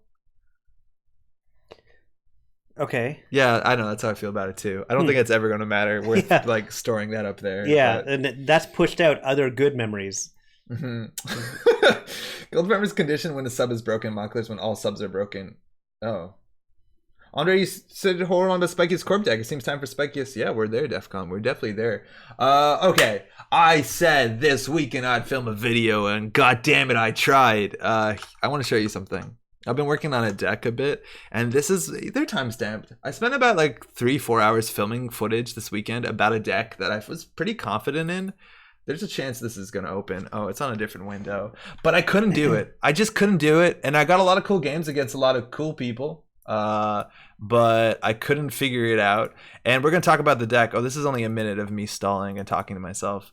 But I had some really cool games with this, but none of them did the thing that the deck wants to do. And I want to revisit it today about the Spikiest deck, because I did a lot of learnings about this, and I have some footage, but none of the footage that I have shows off the combo. So let's talk about the combo. Oh, Gangstein was outside of a run. Previously, the boost ability in Gordian Blade didn't work because you could only boost for a run, not for a counter. Oh, wild. Wow. That's super cool. Okay. All right. So, the name of the stream today is called Mid-MAA, and I wanted to focus on a card that I like a full bit called Ganked. Or just Gank, I think. I think it's called Ganked. I think it's Gank. Exclamation point. Really? Oh, that makes way more sense. Yeah. Okay, so this is the version 1, and version 2 I think is definitely a lot better, but we're going to open both of them. So Ganked is a card. Ganked is a cool card that says basically when you access it, it's a trap that lets you, forces you to encounter a piece of ice. And the thing is, like, I feel like this card is very hard to make use of in yellow. Because a lot of yellow's ice isn't that scary. Some of it is. Some of that ice is really expensive, though, and doesn't find a lot of space in a deck. So this card is strange because, like, if you ganked someone into an end the run ability, it's obviously terrible. So this is the sort of ice that's really good with a face check. It's really, really good with a face check. So you want to hit somebody into something big, like ganked into a DNA tracker when they're accessing with no money. That shit is really good. But what about if you ganked somebody into something that was lethal? That's the idea, and there's some really cool synergy with this when it comes to other ice, and specifically it was ice like this. This used to also work. It works with Kamainu. It also used to work with the Grail Ice. But you notice something really important here. It says when the runner encounters Brainstorm, it gains do1 net damage for each card in the runner's grip for the remainder of this run. That's right. So the plan is here. This is the play, and I'm just gonna start layering like layers of nice flavor on top of that to show you how deep down a rabbit hole that we're going. That I'm convinced is not full jank territory. But all my filming, a lot of them were successful games, but none of this fired, and we'll talk about that in a second if you remind me why I think that is. So the thing is, they hit this, they're not ready for it. Sometimes they take 5 brain damage. That's okay. You're a pretty good spot. Then they hit the ganked, and then they obviously lose. But the best case scenario is that they hit the brainstorm and they break it because they don't want the brain damage, and then they get ganked into the brainstorm again. And the thing is, the brainstorm remembers this for the rest of the run. So now you're hitting a brainstorm that has an on encounter ability, and hopefully they still have 5 cards in hand. And so now this has 10 subroutines, and it's very easy to imagine why a 10 subroutine brain damage, brain damage, brain damage, brain damage, brain damage, and so on and so on would be lethal. That's cool. And people are not expecting this. Like, people don't play Brainstorm, let alone Brainstorm ganked. And we can keep going here because there's some really other good synergy cards. This is Helheim servers, and I've learned something about this card. Firstly, not a bad card. If you're on Game Point, this is a really cool card to be like this is a good server. Yeah, it's a good server. Put this with border control, you can make a really strong server. But the idea is that you can start trashing cards from HQ, and every single ice in the server now just gets boosted to shit with huge amounts of strength. And there is a pitfall here that I fell into once. But you don't have to do what I've done. What you want them to do is you want them to break the first brainstorm. If you make the brainstorm too big and then they don't break it, they a lot of times take 5 brain damage and jack the fuck out, which is an issue for you. You don't want to do that. You want to be a bit coyer about this. What you want to do is you want to let them break that easy 2 strength 5 subroutine brainstorm, right? That's not a lot of money. Oh, I'm cool, 5 credits, whatever.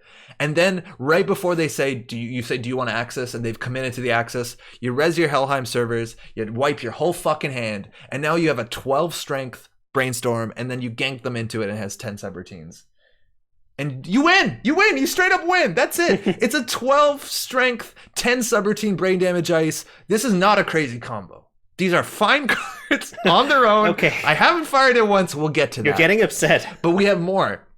Obviously, I put a Komainu in this deck because Komainu is just a cheaper brainstorm. This had proven to be actually a mistake because I played against an opponent. We had a pretty wild game. They were playing that sort of Quetzal deck we played on this channel before, where they were basically running only Yusuf and Palangi, and they let the Komainu fire the first time and took the like 3 net damage or 2 net damage or whatever. And then when they got ganked into it, they actually didn't gain any subroutines, and then they broke the Komainu that time. In theory, they were playing poorly into like Prisec and other defensive upgrades that I'm not playing, but that's kind of the issue, is that I boosted the Komainu. I was like, fuck it, 11 strength Komainu, and then they were like, well shit, I guess it fires, and then I ganked them back into it and it just didn't have enough subroutines, where I think if I left it as a smaller Komainu and then they broke it, then I would have had a bigger 4 subroutine Komainu. Anyways, I fucked it up. On top of that, we have some other really cool stuff. Because we're running a lot of upgrades in this deck, I wanted to try Tranquility Home Grid, which has proven to be okay. It's also been proven to be kind of annoying that this actually doesn't let you fire on the turn you install it, because you install it and then that's it. That sucks. But we have enough upgrades that this is actually pretty cool. We're also running Asa Group, which is really cool with a lot of upgrades. So it's very easy for you to do install, upgrade, install ice. This goes back to the problem. We'll come back to that. And Asa Group is okay. We're not running a lot of agendas. And let me tell you, running a lot of 5/3s in Asa Group is a mistake. I don't like that. We're also running other things. I put a Biovault in here, which is probably wrong, and we'll get to the mistake in a second. But hey, I wanted a lot of upgrades because we had Tranquility. We have a Restore to get stuff back. I considered other cards like Psychokinesis. Everything here is pretty common. We wanted to get a reason for them to run just so we can hit them early. So Austerity is kind of nice for that. It slows their setup. And then we have some okay ice. Some of this ice is actually really good with our deck. If you can gank someone into a tier, that's cool. That's the dream. One of the coolest things in this dream is, also Loki is pretty good with like Fairchild 3 and tier and stuff like that, is Thimblerig is fucking sick as shit with ganked. You have ganked in your shitty server, right when they pass the Thimblerig, just move the Brainstormer over. Just move it over. And then it'll be like, oh, what's the point of that? And then you can gank them into whatever the fuck you want. It's so sweet. Obviously, the Brainstorm has to be rezzed. If you have a Helheim servers, this is okay. This is pretty cool on top of it. But like Thimblerig, so good in a gank deck because they pass the Thimblerig and you're like, okay, well, I guess you're going to hit the Anansi or whatever. This shit's good. I want to stress the fact this never fired once. The game's won. The game's won for being a pretty good Glacier deck, but 2 problems. Firstly, Stargate doesn't care about ganked, and then you usually get Stargate to death. That happens with anybody that builds a very secure remote, because Stargate doesn't access the upgrade, so you can't actually get ganked. Helheim servers is pretty cool with that. They run a Stargate, and you're like, fuck it, here's a big whatever, and then they have to deal with that. That's kind of cool. Like, sometimes I just gave them a good Brainstorm, and then they had to play the whole game at no hand size. That's cool, especially because Loki actually requires you to shuffle a card. Yeah, you can't do this with no cards in hand. But the biggest problem was I did it too well. This deck was too good because, hear me out. Okay, all right. Is that I built a remote server, and every turn with Asa, I was like, here's a free ice on it. And before you knew it, I had a remote server that had 3 ice on it and like 4 upgrades. And nobody wanted to do anything with that. And no one ever ran it, which is a fine way to win the game, but not the way that makes a good YouTube video. So I think ideally 1 Brainstorm, 1 Helheim, 1 ganked. And we iterated. This was a 2-day process. Here's MIA version 2.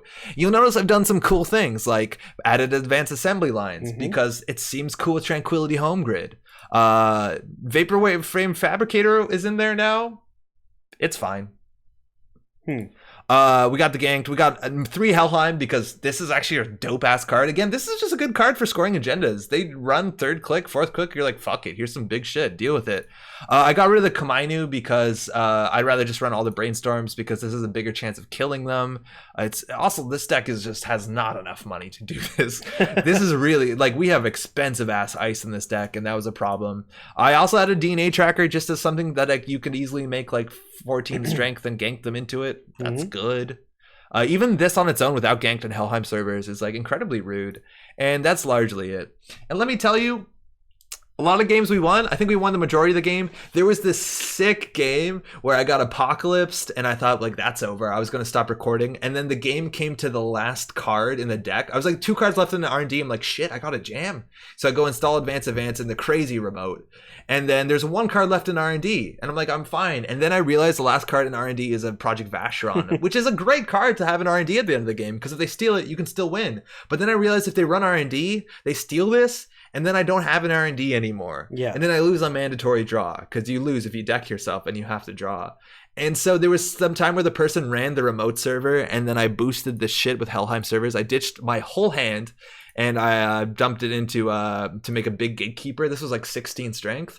And then I had to shuffle an agenda, the only other agenda from archives, into R&D, which was an SSL, and hope when they ran R&D, they hit the Vacheron and not the SSL. Like the whole deck was agendas, and that was the only way to not lose. It was crazy. And I won that 50-50, but like that's just luck at that point.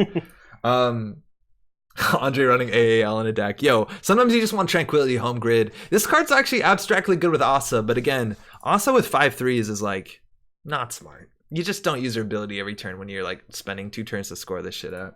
Not great. I'm looking at a list. I'm not listening. Just letting you know, I plan to invade on you. Yo, I don't know what you mean. Like, play against it or, like, play it. But, like, yo, this seems kind of like it'd be your thing, man. How's I going to say it? All right, let's catch up a bit on chat. I'm convinced this is a good deck. Like, it's so hard for people to deal with Brainstorm ganked. Like, it's just difficult, let alone Helheim servers. Like, all the cool counters in the game, like David, that doesn't do anything. It's still pretty hard for Fem if they manage to fem it. I don't know, man.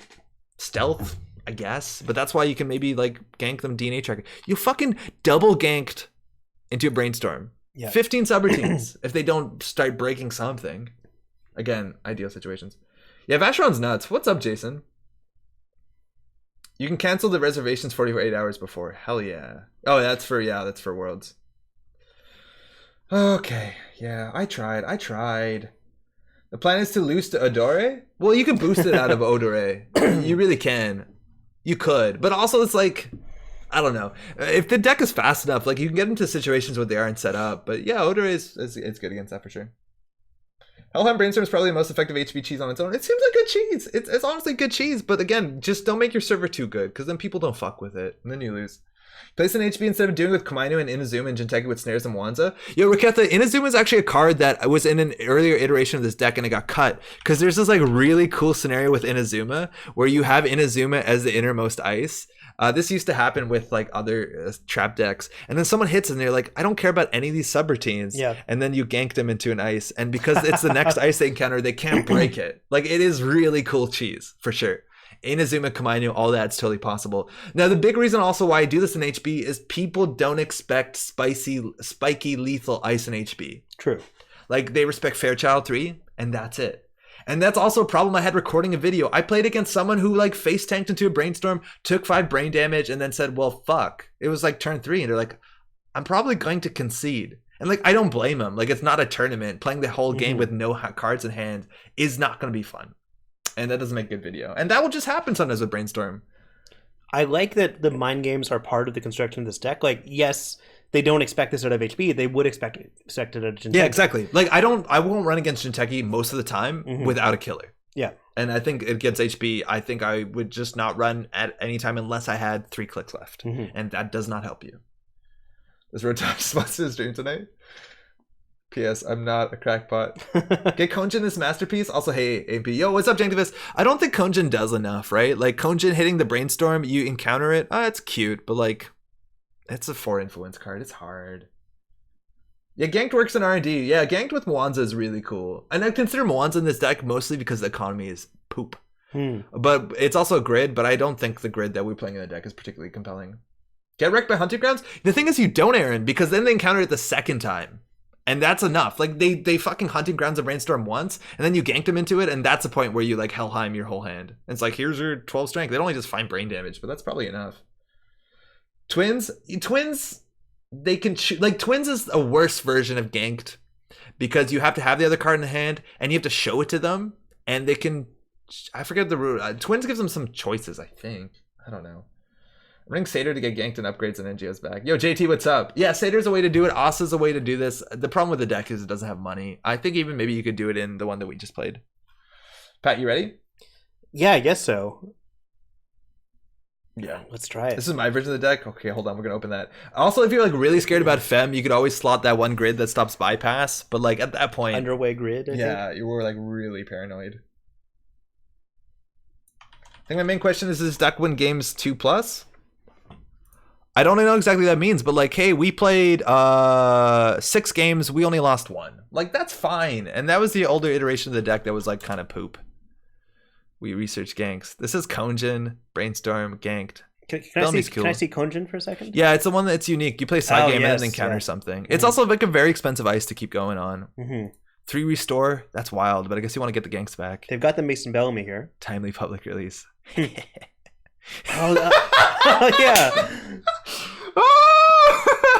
Oh man, it's so fun with ganked. Unfortunately, ganked is oppressively expensive. Tempest also, I don't know. Any card that gives you this many choices, I don't like.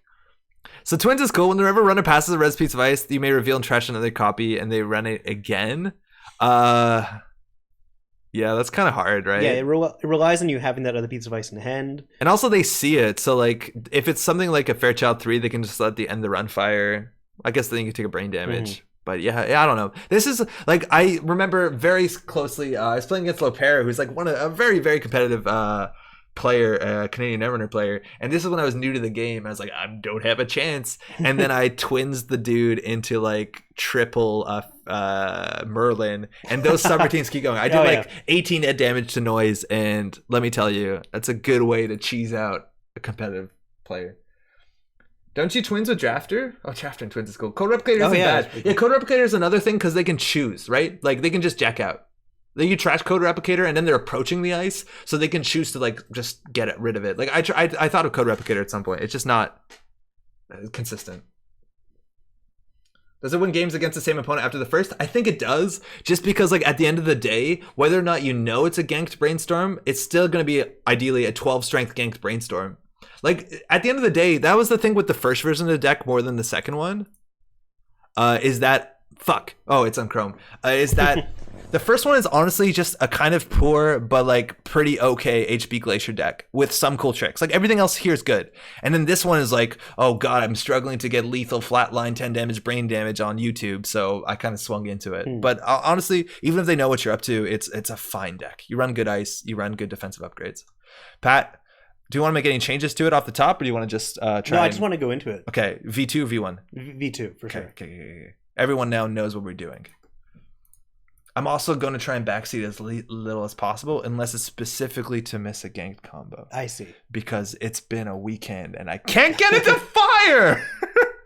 It's cool. Also, it's like a pet project. Like, oh man, if we do the 10 brain damage. Oh man. Lopera was Canadian champs 2 years ago, right? 3 years ago? Lopera beat me in the finals of Canadian Netrunner Nationals. It was 2016, I think. Hype intensifies. Get infinite money with 2 AAL? Yeah, like this deck has so much. I think Ganked is like seriously a good card. I think Helheim also is just like the cheesiest shit and like probably works. I'm gonna mulligan this, I think. Dave, what's up? Saisentan perhaps? Saisentan is just bad. It's just it doesn't do anything really when you ganked it again. It's just like, oh, can you break a 1 strength? You can break a 1 strength. Like Kamine is better than Saisentan every day of the week. Just because it will actually gain more subroutines. Oh, there we go. By the way, we have no money. But you have it. You can win the game. All I do is what? No, like you literally have everything you need to combo. Basically, you want to set this up with Asa, and then install a gank, and then next turn install Advanced NGO front. If they run it, you win the game. You have every single combo piece. This is the most beautiful hand. But I need the money. I need money. But you have money. Okay. So I'm going to install advanced events this first, just to get the money out, right? Yeah. Yeah, and then this. Okay. Yeah. You have to install that one first, so they think it's an agenda. Yeah. Oh, this is Justin. He knows what we're up to. This won't be anywhere near as easy. He's gonna play a fucking Deus Ex or some shit. I'm not gonna use. No, you do it. You get this on it for free. Okay, yeah. I'm not backseating. Fuck. We gotta move the camera too. Okay, so I'm just gonna advance events this, right? Yeah, sounds good. Okay. Sorry, I don't want to ruin your. You don't need a resident. Right. Sorry, I just want to deal with the OBS. Yeah. We're playing. I think we've only played against Kappa today. Oh no, we played against Gabe as well. You can get a tier 1. I'm honestly convinced. Don't fucking goad me, but there's a chance this is competitive. There's a chance. Oh, Chameleon. Don't res it. Action before access. This is where they think like I'm totally safe with Chameleon. Like we could have had lethal, right? Like because they're gonna Chameleon and then you Helheim it, and it's like. You honestly can't Helheim it that strong because you don't have a lot of cards in hand after you dump everything into the server. Mm-hmm. But now all you do is install Helheim and Ganked, and you can win. Yeah. Okay, you're good. Okay. And you have exactly enough money to do that. And you can do an install advance on top of it. Install advance the NGO. And this is the problem though, is like people don't fuck with this remote because this remote looks like the worst thing ever. Yeah. And I mean, the problem Justin knows that. Yeah, the problem is that they're just going to run. I'm pretty confident it's Justin. I asked last week. I'm like really confident it's Justin. So now you basically jam every agenda before you lose to Hushik. Yeah. That goes on R&D, right? We do need to protect R&D. Yeah. I would draw first. What are you going to do the rest of your turn if you don't draw now? Okay, that's what you're going to do. That's pretty good. Nope. So this card, honestly, end turn, if you can. That card's not bad. No, I think it's not bad. And ignoring all costs is pretty great. Yeah. And they generally no one trashes it because it's like a pretty nutty install. Yeah. Especially with Asa, right? The problem with this card with Asa is though you install Ice and then you can't install an agenda. Because you want to do the one that gives you the most value. Yeah. Like it's just parts of this that definitely need to be optimized. True. Oh, can you scroll down the chat? Actually, just because it hasn't been catching up. The log. Yeah, you're good. So if they trash it here, it doesn't fire because the text is only active if it's installed. Yeah.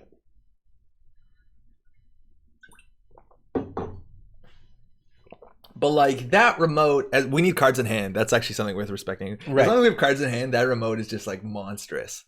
So I think we maybe like draw 3 and then Gatekeeper, HQ or something. Oh, they're on Anacam. Yeah, get cards in hand. Yeah, keep going. Oh! Do you jam an agenda? It's safer in server 1 than in hand. Maybe. Yeah, I think you pop the NGO and then just jam the SSL. Yeah, seems good. Especially when they have full cards in hand, that's all you want for this remote. Oh, they have SMC. No, I wouldn't do that. Because you need ability to dump. And this is the one where they run it, and then they SMC, and then they get through it, and then right before they encounter, then you dump your whole hand, and suddenly it's 8 strength, right? Like, this is the cool shit. Also, specifically because we have Tranquility Grid. Tranquility Grid is good with Helheim, because when you install, you draw that card back. True. So it gives you that Helheim strength. Like, there's some cool synergies in the deck. Okay, so now they can make a 5 strength Chameleon. Yeah. Okay, we can deal with this. Which means we just have to trash 2 cards. Yeah, we got this. Ah, fuck. No, we don't got this. I think you draw once double advance, depending on what you draw. Yeah, double advance. Yeah. Okay. I need you. Listen, you are drooling and you are frothing at the mouth. Brain damage. This is really awkward because we're not firing Asa. Next turn, we're not going to be able to fire Asa.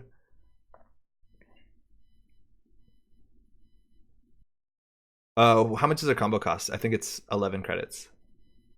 Yeah, 9 plus the 2 from Helheim. There's a big chance though if we res this, it works. The problem is, like, if we res this, it will work. We will. Yeah, damage but then we them. can't res the remote. But will they run the remote with 0? I don't know the risk. No. I think it's worth res. Well, they won't have 0. They're gonna have a lot of money. Oh yeah, that's true. Yeah, just let them have it. Andre, at the beginning of this game, I'm definitely not going to backseat. Fuck! I'm going to sit here and watch Netrunner. Yeah. Yeah, that's really cool. Bravado is like 3 influence. With Anakam, they draw a card when they play it. Yeah, pretty cool. Good. Anakam is...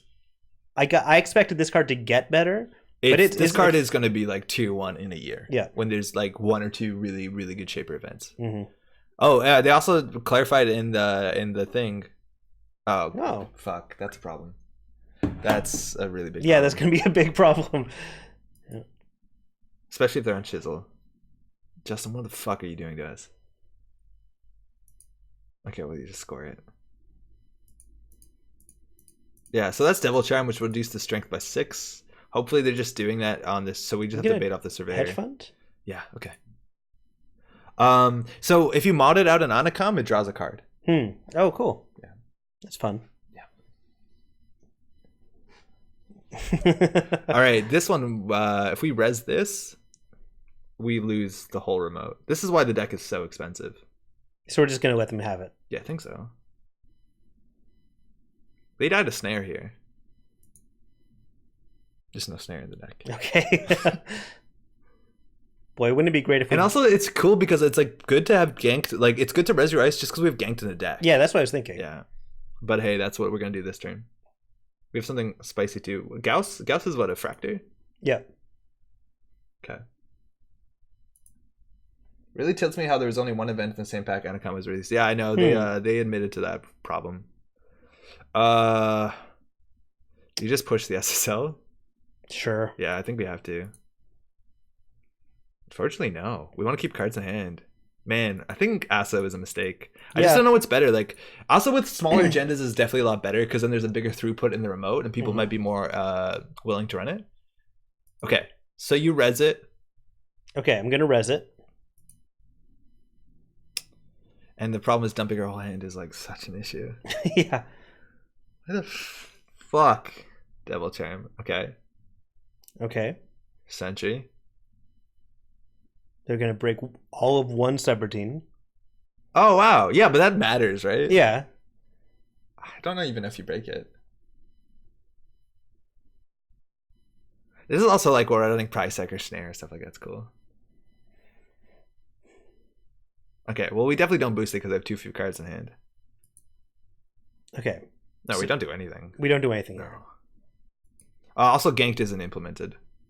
I think we'd rather than pay them 3 to trash than pay 1 to re-break so they can trash the ganked.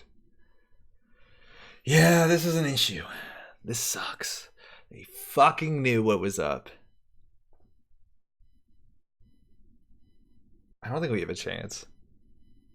All right, so we're not going to trash ganked. No, they will pay 3. It's more expensive for them. Yeah. Okay, so what do we do now?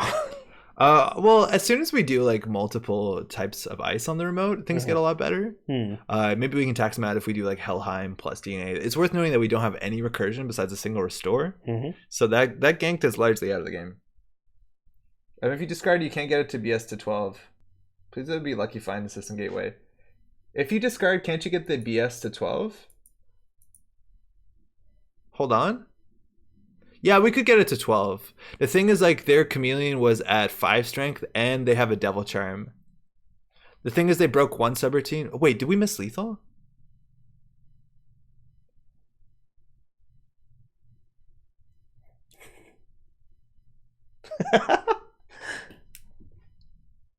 Because we could have gotten it up to strength where they couldn't have broken it. Yeah, we fucked up.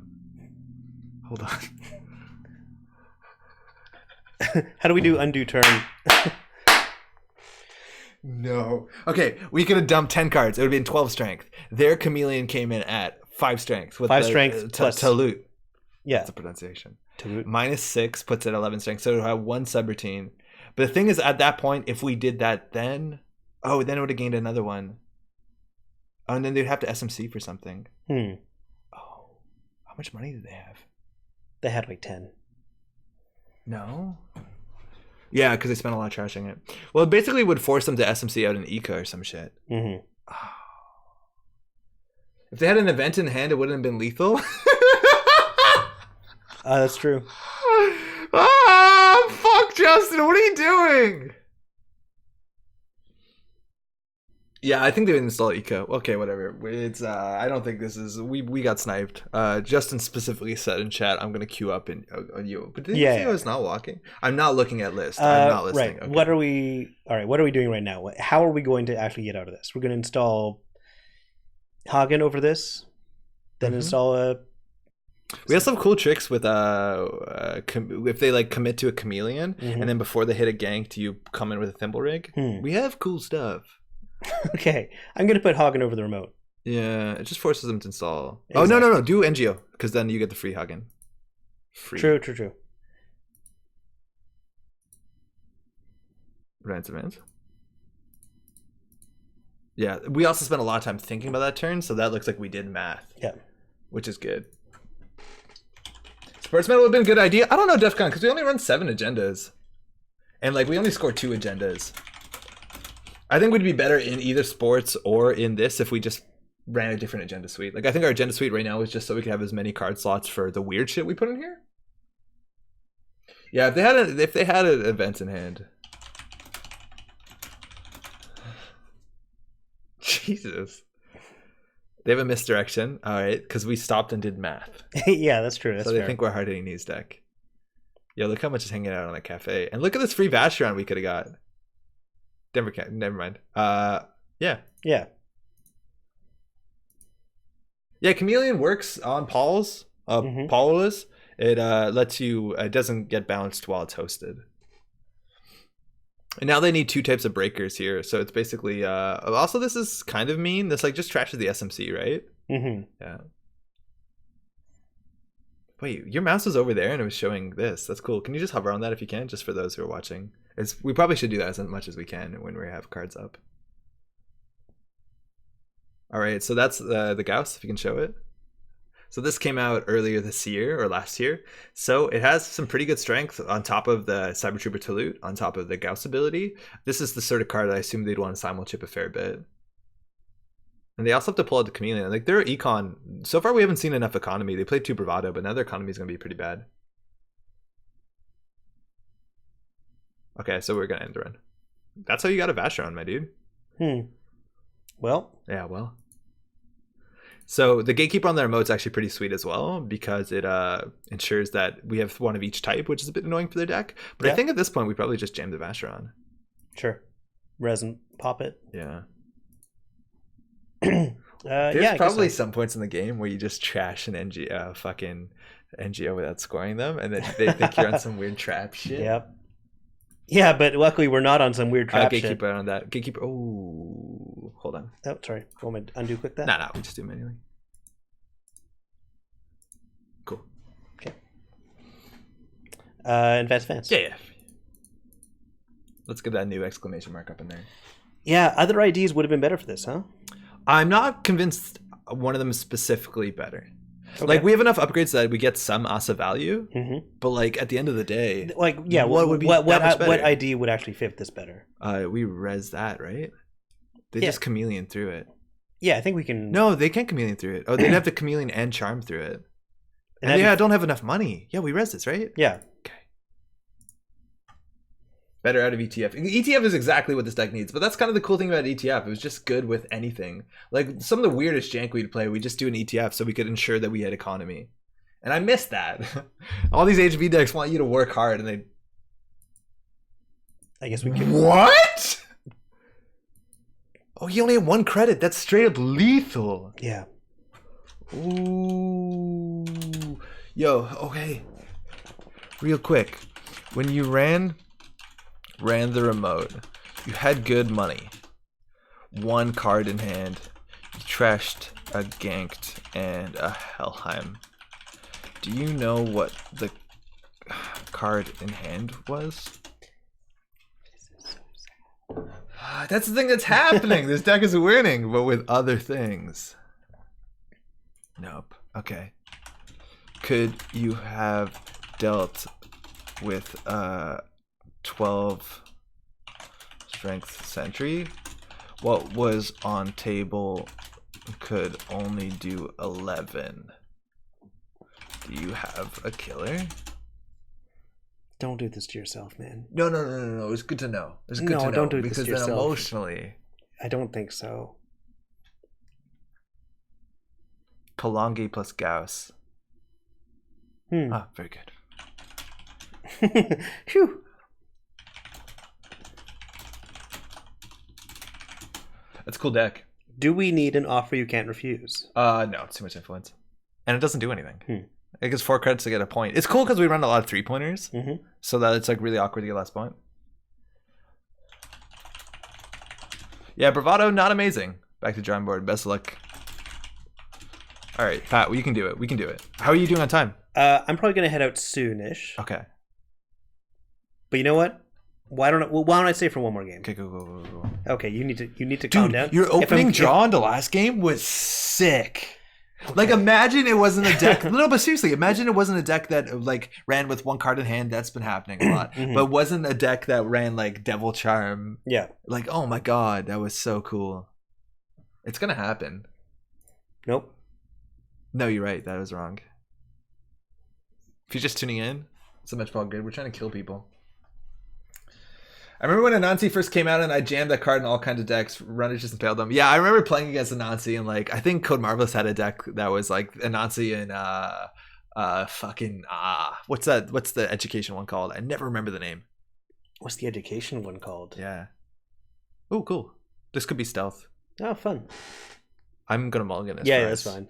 We have 17 ice, 16 ice. What's the education one called? You all know. Yeah, Asmari Ed Tech? Asmari, yeah. Oh, yeah. I'm dumb. I saw the DNA tracker from an Axis and respected. That was actually a different DNA tracker if you want to feel better about that one. That one was there before you accessed the DNA, but yeah. Thanks, you too. All right, Pat. Against a criminal, HQ pressure, obviously a thing. Opening hand, excuse me. It's actually kind of okay. Okay. It feels pretty good. I got ways to deal with it. I had a couple more dollars. Yeah, for sure. I had no doubt. Like, you could have just installed your Chameleon and then hippoed it, and you would have been fine. All right, what do you think here? Just install Cyberdex with a Brainstorm on top of it and then advance? Can't res it. Doesn't matter. It looks like ice. Then we get siphoned, and they run it. Okay. So I'm going to put Eli over HQ. Oh, yeah. It's hard to siphon through it. Not impossible. This actually could be one of the games where we just do Brainstorm onto HQ eventually with Helheim on HQ. The problem is as soon as you do that, people just be like, I'm going to give up on HQ. I think you do that, and I think you put low-key R&D. Put Brainstorm over HQ? No, you want to do something that you can stop a doof. If we get doof, like, this deck is over. Okay, so I'm going to put Eli over HQ. Uh-huh. Low-key, Ooh. Nope. Hold on. Sorry. Yeah, careful. Every time you first install, it asks you for that. Yeah. So sorry, it was that. Yeah, you have to just watch out for that. Yeah. And again, we definitely could be making changes to this deck. We should. If fond memories are running Anansi and Chiashi in so many decks right after they came out. Chiashi's only like 12 influence, right? No, it's 12 credits. Oh, sorry, 2 influence. No. It doesn't matter whether they get an access or not. They're still getting their money. I guess it just stops 1 credit, but then, hey, we can't do anything. Does that list run punitive? Nah, it's a ganked list. It's all about ganked into Helheim for lethal damage. We don't have good money. Our average ice cost is like 7. And we don't have enough money even for that. So you've only got 1 Cyber. Oh, Cyber Feeder. So they're definitely on Masterwork. They're definitely on the net chip, Q Coherence. Sorry, what was your... Yeah, that's the single. Okay. I think I'm just going to install this with a Brainstorm and hope they don't run it. You can't res it. Yeah, it doesn't matter. It looks like ice. But then what are you gonna do? I'm just trying to get. So what they're gonna do is if you do that, they're gonna boomerang it and run. Okay. I think we just need to get 9 credits. Because even if that plays, like they do fuss and then run it. All right. So do I click 3 times? Yeah. Maybe you get this down. And install it with the Brainstorm. Yeah. And click twice. Yeah. It's fine. Don't worry. We'll draw a headstone or something. It'll be fine. Okay. Also, they're probably on Amakua if they're running Cyber Feeder, which is cool because we do have the Purge in hand. Abstractly. And look, they're face checking. We don't have Brainstorm money yet, but they can hit the Brainstorm. Pad tap? Fine. Yes! Install 4-2 in that remote. Oh, you have to trash that card? Oops. Install advance IPO. You can't. Damn it. I think you install the upgrade credit IPO. Oh, no, hold on. Install the agenda. Yeah. Yeah. And then Asa, the upgrade. Yeah. Credit IPO. So I'm not going to advance the agenda. No. Okay. So now we can get it to 4 strength. I can't put a price on fucking over Amakua. It's very important you do that. Oh, we gave him pad tap credit. Totally forgot. Oh, that's fine.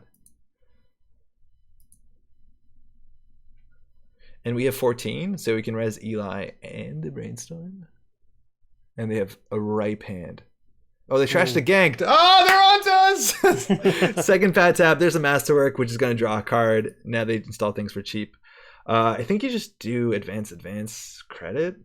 Advance IPO? That gives them 2 credits, and they need money more than we do.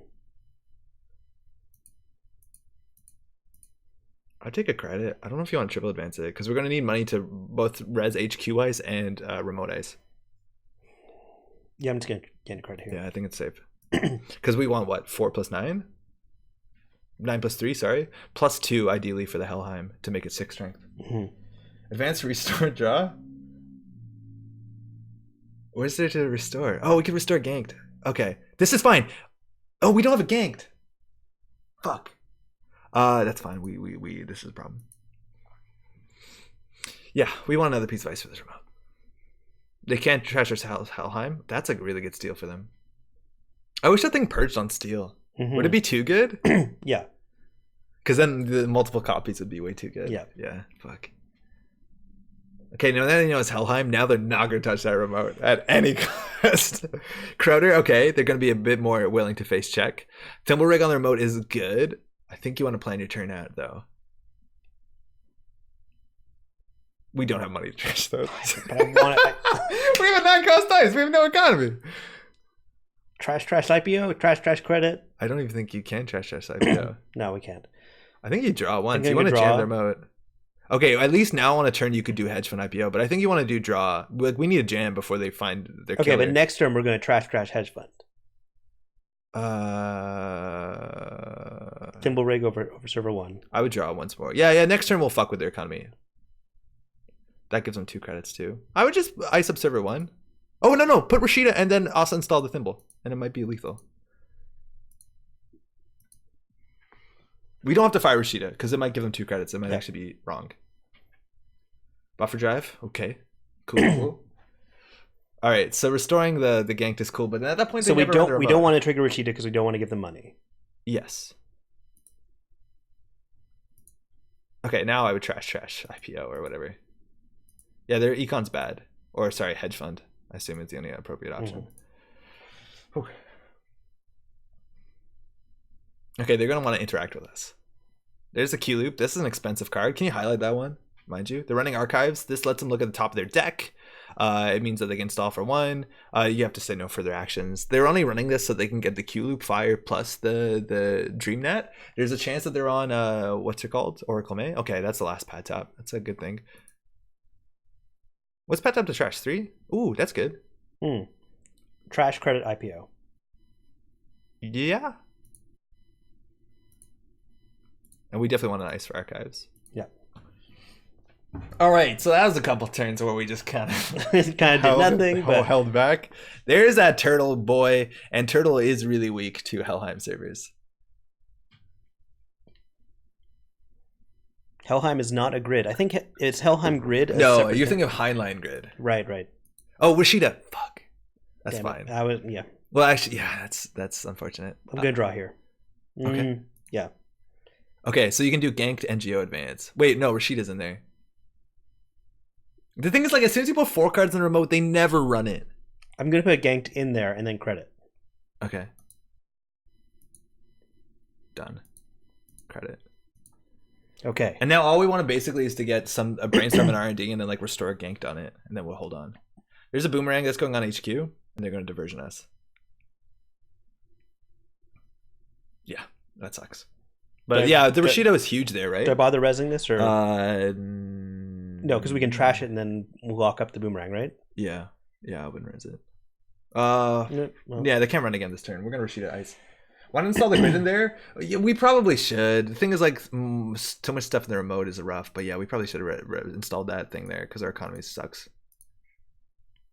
Okay. That's a hand. So in theory, if you like restore a grid on like a ganked onto HQ, you can also put the brainstorm. We do have a ganked in here. Yeah, I guess that's the thing. Yeah, let's try it. Yeah. We're gonna have to get an ice on. Okay, brainstorm. And at this point, I think you just do like what?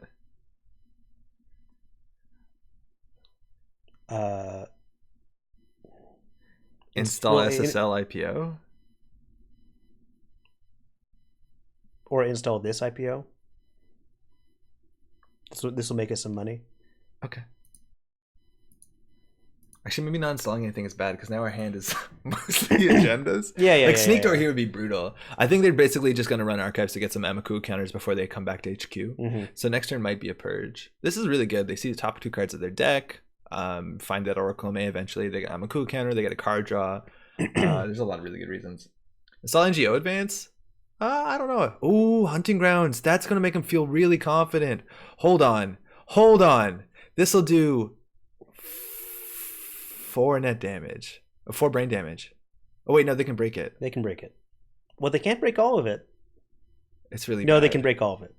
Yeah. Just barely. But is it worth rezzing? No. Do you want us worth rezzing? The Eli. Oh, no. They can... We should have done that before. Well, we need to res something. Oh, no, they're not going to trash the gank. Yeah, this is fine.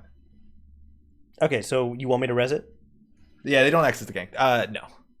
We need our money for they're not going to res anyway. Yeah, they're not going to access the gank. That's fine. Okay, so not that's fine. It's fine. Okay. Their Kami's pretty bad. This is the second. I am going to res the Eli. No? Because like they can get through, but okay. They're going to get through next turn for like 2 credits anyways. Okay. Start turn? Yeah. That's a cool trick. That's some extra money. What's in the remote? Oh, there's no agendas in there? Nope. Wild. Okay, so I'm going to res this. I'm going to install advance something. Yes. Yeah. Even though we won't have enough money for the trick. Yeah, we will. Because res this for 1. Yeah. Okay. Well, hold on. Do you install Advanced Events NGO? I think you install Advanced Events NGO. Oh, okay. Then have a... Yeah, sure. Or you also could do Assembly Lines to install NGO. No, this is fine. Sportsman with a +2 drop makes a lot of sense. We just don't have enough agendas. Like, we have to change this. We have to change the structure of the deck. This looks good. And they might just run archives, run this remote. Yeah. The problem is that they're going to get with their Hunting Grounds, they're going to break Brainstorm once, so it's never going to be a lethal Brainstorm. It's just going to be a very bad Brainstorm. Yeah. And again, people don't run this remote. This remote looks like garbage. Like, they're just like, oh, 4 upgrades. Yeah, that's fine. Sorry, can I move our camera? I'll do that. Yeah, this is going to be bad. And they draw a card with DreamNet? Wow. Yeah, only if they run with a full hand. Okay, so now they're playing it safe. So we could have got a 5-3, but that's okay. Okay, all right. Res and pop. Yeah, and then just install advanced event something else. Excuse me, but I don't know if we need like they can still run it. So you want to leave this here? No, well, I think we basically need to ice up archives purge, but the gatekeeper doesn't ice up archives. So, man, Amaku is a fuck off. All right, so we're gonna. It's not being a lethal brainstorm an issue with their 9 points in archives. yeah, but some of them are Vacherons. Okay, no, doesn't Vacheron not trigger when it's in archives? Fuck, I keep forgetting that. Okay, I'm gonna put Gatekeeper over archives. It's really bad on archives. Okay. Amaku breaks it for 2. It's not good. Okay. So I'm going to pop this and install advanced events something here. Okay. And then you can put a gatekeeper in front of it. That's cool. True.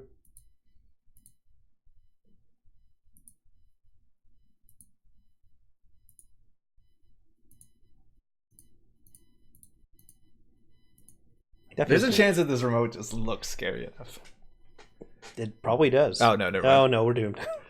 Loki's hard for them to deal with. No, they have exactly enough strength. Yeah, we're not going to bother, right? No, we have enough agendas to win in hand. This is fine. Yeah, there aren't that many in the deck. No, there's really not. Whoa! They're seeing a lot of cards, though. Oh, no. Their economy did fall apart there. And hey, we're on 3 points. They're going to run HQ. Oh, my God. Man, HQ is good with the gank and the brainstorm. Mm-hmm. No, it's actually not amazing. Especially because we lost the second Helheim. Okay, score. Man, asses are really bad with 5-3s. Like, what a mistake. Okay, all right. That might take some pressure off HQ. The issue is that our economy is what I would call bad. Yeah. Right, like rezzing a 9-cost piece of ice. And we're just letting them such an issue in here on a regular basis. Just now. Come on in, and they always, mind you, could buffer chip to draw like a siphon if they really, are feeling spicy about it.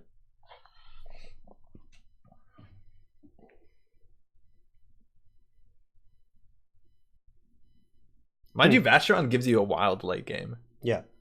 The problem is like when to try and push it is always like such a weird question. Okay, so unfortunately, also the card that we have in our hand, our ice in hand, is really bad for the remote or for the archives. Yeah. So well, no, actually, it's not the worst. You can Thimble Rig in. Do you score? They have 5 Maku counters. This server seems really like not that hard. I think I'm just gonna score. Right? Just gonna try to score. Right? Yeah. Come on. Yeah. What's in the remote? Ganked and Helheim. How have you forgotten that? Yeah, fuck it. Okay. The thing is, like, Helheim is at the point where we're at the point where basically, I might have drawn a card. Oh, actually, our money sucks. It's kind of at the point where, slow down there, Speed Racer, where we can just make the server good. Mm-hmm. Yo, let me know what's up. Hey, I can't stay and hang around since I'm busier now. I'm moving out of my old place and still getting settled. I saw you were live, haven't seen in a while. Happy hunting. Hey, thank you. Enjoy the new place. Hope it's going okay. That's super cool. Helheim keeps him out with the gatekeeper? Yeah, sort of. But we have to dump our whole hand.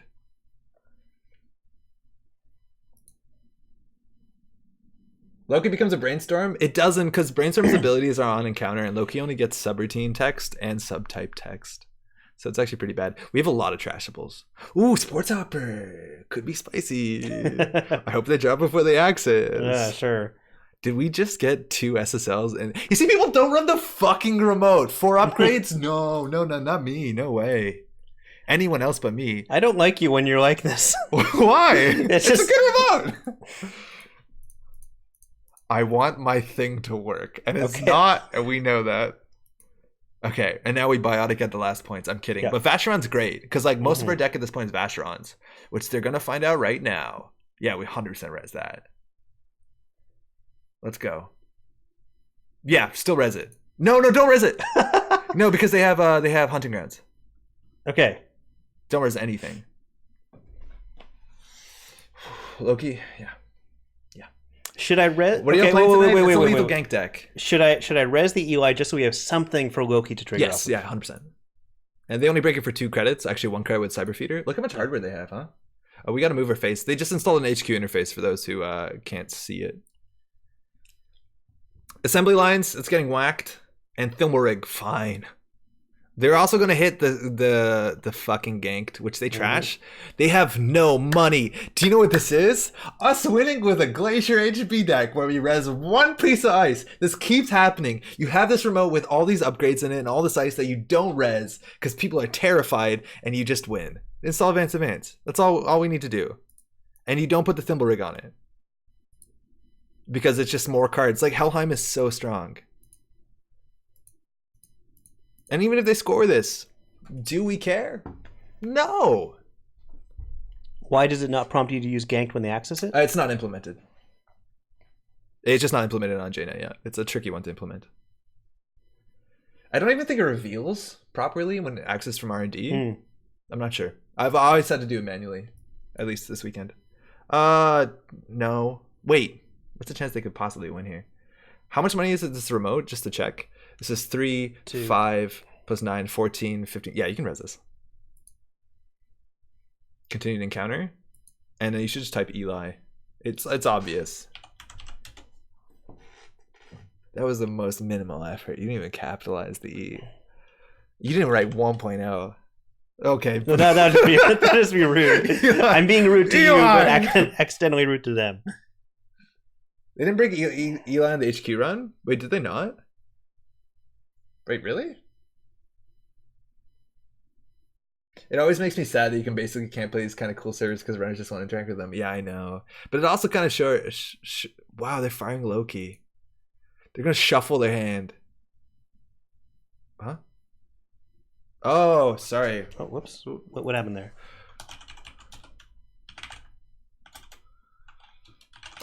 So they shuffled their hand manually, which I don't think they should have done, and then didn't give them the option. So they'd add a snare here. They also have no tricks. Like they shuffled in, like we win. Because there's no way they can win on this turn because it's one SSL and then all Vacherons. Like Vacheron is so cool if you don't have to score it until late in the game. Okay. Wait. Oh, where'd all our they're money running go? Here. Hold on. Wait, where'd all our money go? Well, we had 18. We spent 6 of it. Okay, so this doesn't matter. Are we going to try to lethal them? No.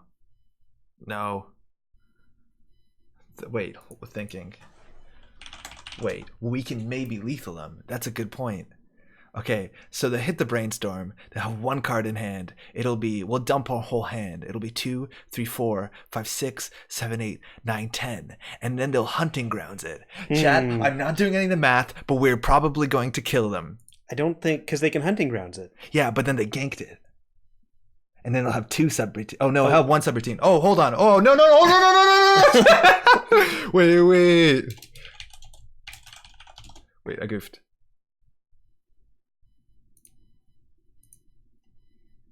We're just going to go ahead and... Yeah, sorry, we can't. Okay. Yeah, sorry, we can't. Because it's only going to do 1 brain damage. Hunting grounds. Fucking hunting grounds. And they could always, like, Sports Hopper through it before they access. Yeah. No, Do we res yeah. thing now? Yeah. And this is why this card is so good on a scoring window. Like this with and I know there's so many upgrades in HB. Do we have to trash them all? No, but we're just sending a message. Okay, all right. There's so much ice that's so good. And the cool thing is that Gatekeeper draws more cards because of fires, and then you can just like throw all of them out. Yeah. Like just to fucking why not? Just we could have made it more. But this with border control, same with Mason Bellamy. Man, it's something. All right, guys, this is our Glacier HB deck. It has no spice in it. We res 3 pieces of ice, all of them pretty standard. Can't fucking kill anyone. And I think we ran into the exact same problem where the remote just has too much shit in it. Got too scared of HQ.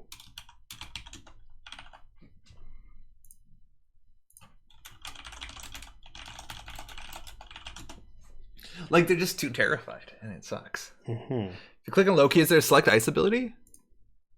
I don't know. Maybe when they're encountering it. Yeah, maybe you're right. Yeah, R.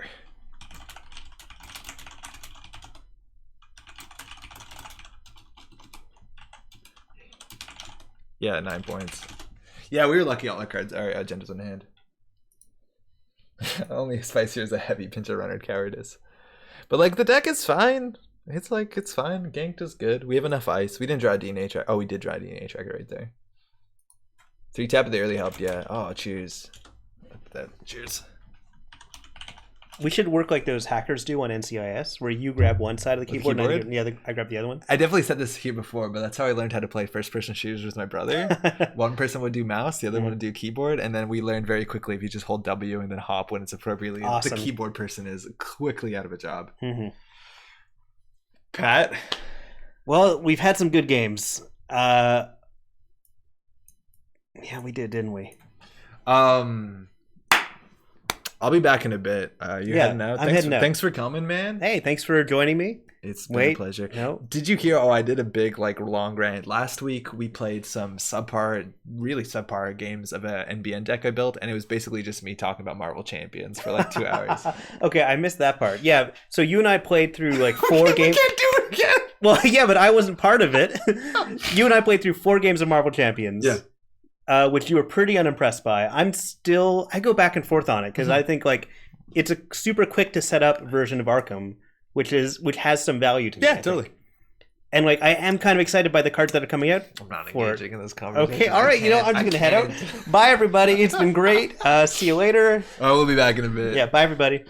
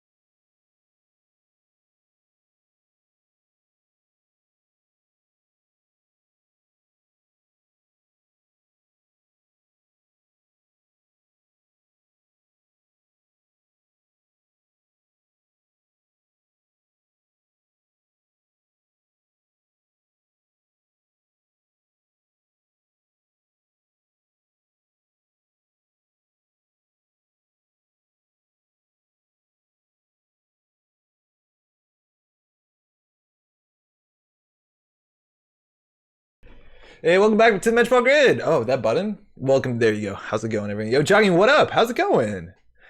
The only time I see someone more disappointed about winning a game is when they score points on the APOC turn. Yeah, I know. Oh, I guess I win. Fuck. All right. I feel like we can make changes to this deck. I don't know. I feel like some parts of it, all we want to do is like cheapen our ice. Oh, wait, hold on. We can do this.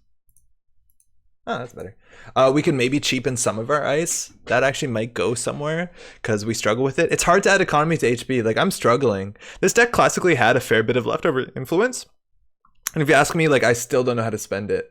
I think Swordsman is probably straight worse than IP block, but I think Swordsman was in there specifically just because it has some synergy with Ganked. It's pretty stupid. Big screen is gone. Yo, what up, Maddie? We need a new ID too. I know. Why isn't this just out of Ag Infusion? So Seds, the biggest thing about this, why isn't it in Ag Infusion, is I think well, so what cards are necessary? So cards are necessary to this combo is Ganked, which we're going to spend influence on anyways. Helheim Servers is 1 influence? What the fuck? Why isn't everyone playing this in Shinteki? Kumainu Helheim Servers Marcus Batty is super lethal. But the biggest reason, I think Brainstorm though is like 3. Oh, 4. Okay. I think the biggest reason is that people face check with a killer in Shinteki. It's pretty common, especially if there's like multiple upgrades. I think you would, but in HB you kind of have that going for you where you don't. I also don't want to play what's it called? Wands is actually kind of interesting if you have rezzed ice on your central servers, but then you kind of lose for other reasons, and it solves your economy. But like I also don't want to play Celebrity Gift because I don't want to show the cool stuff we're up to. Like as soon as you show up Brainstorm, that's pretty bad. Is Vapor Frame better than Nano Etching? Probably not. No. Let's try Nano Etching. I've never played it. Keep calling it nanoteching. This is also like an unfortunate card. Oh, that's a good ability though. If Arkham takes too long to set up, you can use automated table in the tabletop sim. Yeah, totally. That's actually how I play Marvel though. I don't know. If I play Arkham, I'm not playing it single player. I think Pat plays a bit more single player than I do. Says the one playing 2 DNA trackers. Maybe the new Jinteki that trashes cards from hand. Engram Flesh is cool. The thing is like Engram Flesh on its own. Like we actually want them to access with cards in hand. So maybe the Swordsman is stupid. But like we want them to hit the Brainstorm while they have a beefy 5. Like we don't want to hit this with 3. You know. Commando Helheim was a combo back in the day. I think people forgot. I've never seen that Tobal. Really not. That new 3-cost Architect to get ganked back? Oh, that's kind of cute. That actually is pretty cute. I just know what to cut. Like we don't have enough end the runs. Like our end the runs are weird. They're like Hagen and Thimblerig and that's it. I think these assembly lines also are like, we're struggling really hard. I don't think they're worth it. Tranquility's actually been doing surprisingly good. Could do Ikes or Harvesters. Ike, I think they're a fair bit of influence. Harvesters, just absolute absurd. Cut DNA for influence in an IP. I think we should cut DNA on the basis that like, it's too expensive. IP block, I don't know. I don't love IP block. It's good against Turtle, and we have that issue. But like, if someone asks me what's a good 2 influence card, and we can cut assembly lines, like what's a good econ card that we could put in a deck that likes tranquility, that wants people to run, like I just can't figure it out. I can't figure it out. Like we have 2 influence and 2 card slots. What can this deck want? How much is Ike? All the cheap ice? Maryland? I had Maryland. The thing is Maryland's kind of bad with the 5/3s. Like Maryland was in the first version of the deck. I don't know. It's weird if you see this in HB. It kind of like betrays you. Toast, where's Mason? The problem with Mason is like it doesn't do anything specifically, but also it's just more stuff into the super remote that nobody runs. Like we're having that issue a lot. Also, HB got a lot worse at running 5/3s because they used to have domestic sleepers and that rotated. So now like scoring the last point is actually kind of difficult. Honestly, there's a small chance that we don't have enough recursion for this to be amazing. But like Gene Splicer is kind of interesting because sometimes like people will tank through some of the big damage cards to be like, okay, fine. And then this is good, but that seems like so fucking best case scenario. I think that's really results April. 3 Gatekeeper, 3 Eli. I like the Gatekeeper actually a fair bit because we can boost the strength. I just want to spend 2 influence. How do I spend 2 influence? Terrence, what's perhaps 9? 3 single pip, 1 influence eyes. Oh man, I don't know the last time I put pop-up window into a deck. but some of that would make me happy. Do we play pop-up window? Slot machine? What does slot machine do for us? It is a good ice. It also eats on encounter abilities. Yeah, I'll do 2 slot machine and maybe call that a day, and we can drop a gatekeeper. Yeah, Eli is always taxing. Okay, we'll try this. The slot machine doesn't do thing. I'm still saying Konjin. Konjin is like... Wait a second. Konjin with Helheim servers? Oh, but you can only do it on a run on this server. So it doesn't really do anything. Advanced assembly lines we just cut. What's up, Mark? McKnight, also Mark. What's up? Trebuchet, Formicary, Flare, Lindsay. All of that stuff is pretty rough. Like Flare, they trace it. Boosting his strength doesn't matter. Trebuchet is... Same idea. Formicary is just not good. Lethea doesn't also do... Like, the problem with Lethea is, like, it's just more things for that server that nobody runs. And Lethea is not even great. Like, I'd rather have Marcus Batty, I think. Man, this is kind of cool, though, with the thing that makes a treasure hand. Whole point is not to need an ice like Surveyor. Yeah, right? You're right, Surveyor. Konjin's kind of cool, but, like, I'd rather just run another ice. It's cheap, though. Fuck, I wish that we could do Helheim with Konjin. You could gank someone to Konjin. That's kind of cool. Yeah, fuck it. We'll try Konjin. Oh, wait. We have way too much influence. How did that happen? It's too expensive. This is an expensive card. The side game is pretty costly. Okay, never mind. We'll try this. This is leaner. We'll try this to start. Lethea is the most disappointing clone. Yeah, she is a bit worse. Everything that we've seen so far that's meant to compare to Caprice Nassé has just been a bit more disappointing. Where's Grendel Refinery when you need it? Yeah, that one rotated. I'm surprised they let us keep reversed accounts. That's such a negative play experience, but that one's been fun. The new Nisei card is good for kill decks. Which one? Prana? Konjin is just another re-encounter effect. Yeah, it is. Wait. Oh, whoa, right. Like Konjin is encounter for the run. Oh, yeah, holy shit. Wait, that actually is really tight. Because this says encounter a piece of ice. So then they hit the brainstorm again. It gets all the subroutines. Oh, wait, no, that's amazing. Of course that's amazing. Yeah, that's definitely worth the space. What's a cheap HB ice? Yeah, that's really good. Cut DNA. I kind of like having enough things. Also, just Kojin DNA is cool. It's probably not amazing. We could definitely cut DNA. I just don't know what to do with it, and we're already queued up for a game. But we just need to put a cheap HB card in here. Maryland, I don't know. That's still... Oh, yeah, we put way more ice in this deck than there used to be. Oh, Pincel. Uh-oh. That's a... Pincel? That's a Worlds winner, right? Did Pincel win Worlds? Pretty sure Pincel won Worlds. Oh, yeah, the new Architect, actually. The new Architect would be better than what we added. Yeah, for sure.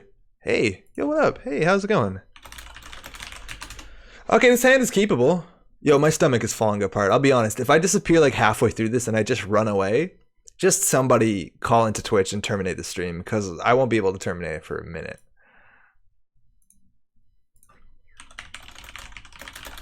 How about next activation? The problem with next activation is that it's really bad with 5/3s. Because you can't really play it. Feel better, thanks, Jazz. Alright, do you want to jam him into a tier? Could this be an Apocalypse deck? I don't know. If you get a chance to fire a tier, you fire a tier. Then it's rezzed, and then Loki is good. We're going to see someone tier for the first time ever. Oh my god, it'd be good. DreamNet, going to hit a NGO. That's getting trashed. That means this doesn't look like an NGO. Okay. That's a server. Okay, well, this is good. So I think we want to pop, get the Rashida going. So we'll put that in server 1.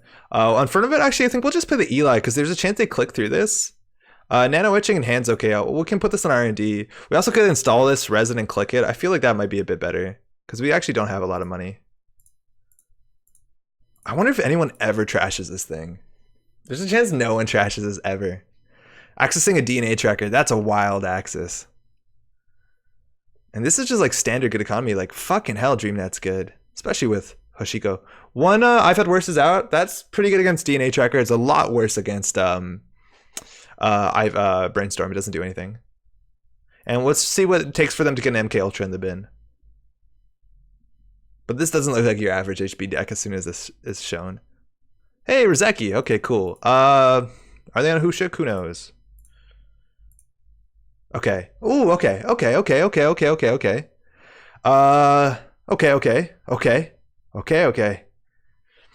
So we can put these on HQ, this on R&D.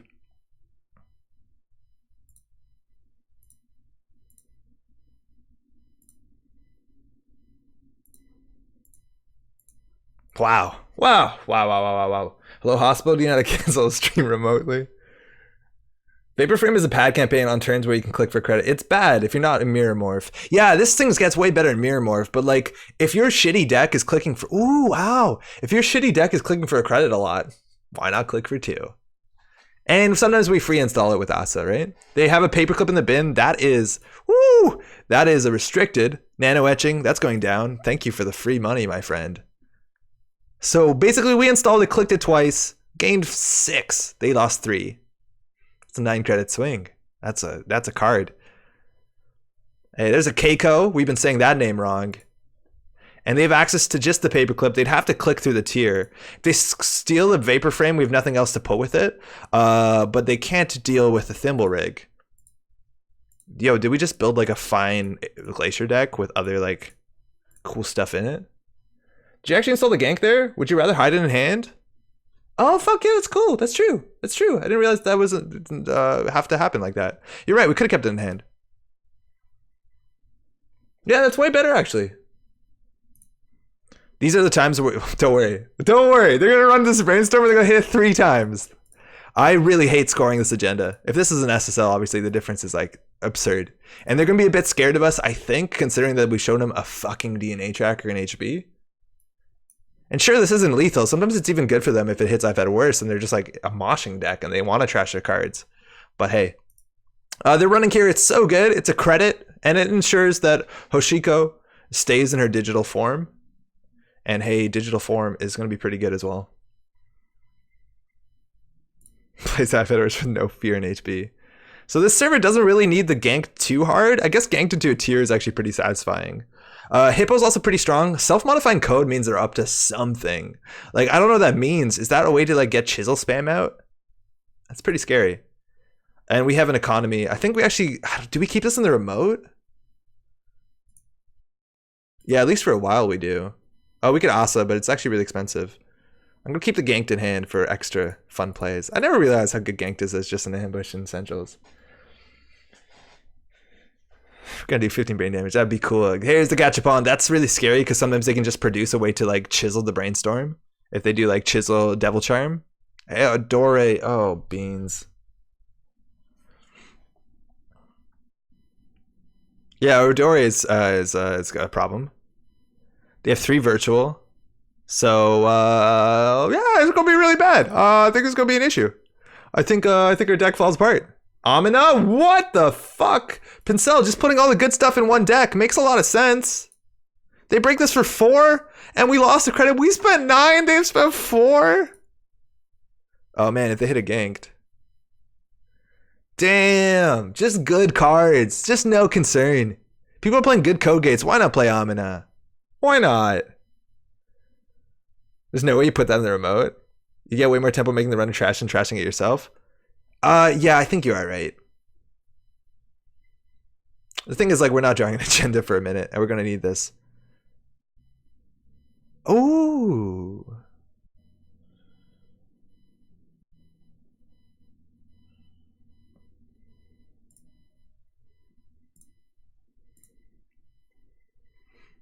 They could gachapon, they could paperclip, they can't break it. Paying money to protect this might just be wrong. Oh no, Adore! What are you doing, my friend? You're meant to be on against Tour Guide, not against everything else. Alright, we definitely click this. Okay, now we basically need to get Helheim or bust. And we might be able to trick him with Helheim. Like, Helheim on HQ would be pretty sweet. Need more drip. But man, I really don't like the design on Rozeki. Fuck, man. You just can't win against this, the late game economy. It's really so hard unless you play like things like border control, stuff like that. I don't know if MU is actually that hard to fill up. Hate is not a strong word.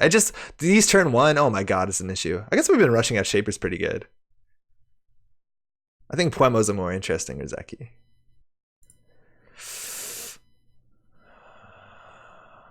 Okay.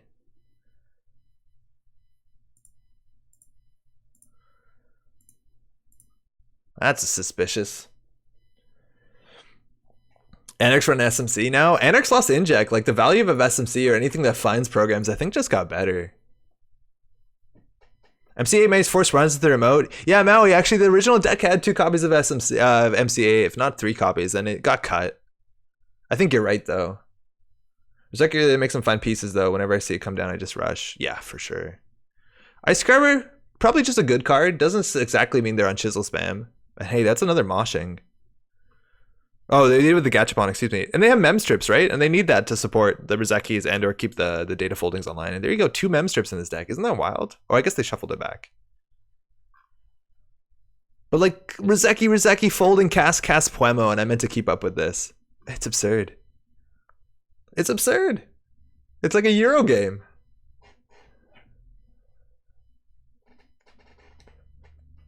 It's just wild. Yeah, like it's rush or bust. Woof. They got a Vacheron. Man, I don't want to trash this. Okay. So what do we do here? We definitely want to get a Helheim, because Helheim would be pretty sweet, but like we're nowhere near affording it. Shiko's definitely Euro Anarch. Yeah, it is. It really is like feeling a Euro. It's wild. Okay, so the digital part is canceled by all the drip, so it's just basically free card a turn, minimax. Okay, so clicking this is worth 2. We could also do install advance. This would put us on 8. I think that's kind of bad. This breaks what? 3 subroutines? Man, that's good. 4 influence card though. That's a start. It's not a good start, but hey, that's what a start looks like. We could just put this on R&D. If we reso, we're in a bad spot. We're gonna be clicking for cards. I don't think we have a chance. I honestly don't think we have a chance. Just win in 3 turns, lol. Hey, Wayland can do it. Oh, it's another Rizeki. You don't see it. It's behind my face. Okay. Unfortunately, we can't res or ganked. This one's gonna get trashed. And that's kind of a good way to like, you know, balance this stuff out. It's only 3 strength. Ice Carver is almost amazing with Paperclip. Like sometimes Ice Carver doesn't change the math on breakers. It almost always changes the math on Paperclip. I think if you're running Paperclip, Ice Carver is such a good include. Now this gank is going to get trashed for 3. They saw the Brainstorm from HQ, which I think they feel pretty good with Odore. And we're going to keep this ganked. And they're not trashing the ganked. Neither are we. Not seen any multi-access yet. I think they have the MU for Stargate, but they actually might not have multi-access. I would assume Turning Wheel is a multi-access, and that's a second SMC. Holy shit. 3, 6, 7, 8, 9, 10, 11, 12, 13. And it could be 2 Turning Wheels, maybe even a Rebirth. That's where my money is. I think it might have been good that we protected this. We're going to throw a card out. I think obviously we don't want to do it. Hagen's pretty low strength. Luckily he has 2 subroutines, and that's going to be as much as it's going to take. I think we can just put this on R&D and just maybe click. I think they're going to run HQ again this turn.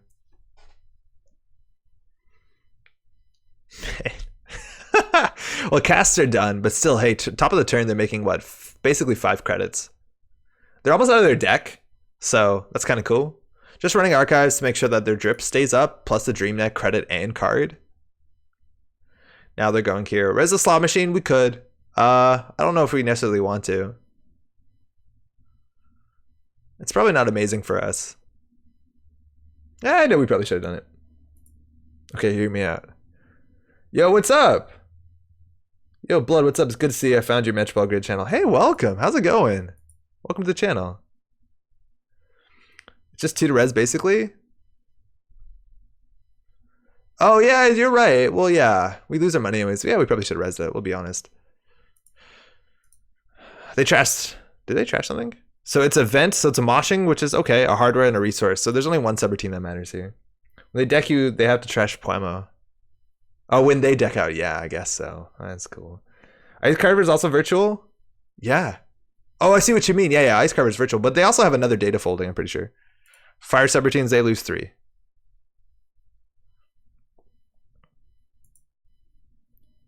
Why are they running again? I didn't see what they hit. But they're accessing with no money. It's a good start. Oh, they stole a Vacheron. Okay, well, hey, we're on the clock. Always nice to get the notification for a new stream like the Metropole Grid. I'm about to create custom emotes and sub badges for your stream. Oh, this seems like a robot. Yeah, it's definitely a robot. Woof. Okay. So, they're locking R&D pretty strong. I think the archives is okay. I don't know. Eventually they'll run out of money, right? We can do install advance at some point, but hopefully at that point we have enough for tier where it's at least annoying. But then we need like a lot of money because we're going to lose money on the way. Ben, yeah, we'll get to it. I was going to finish my turn. But we can just do Haggard on archives. Whatever. It's good enough.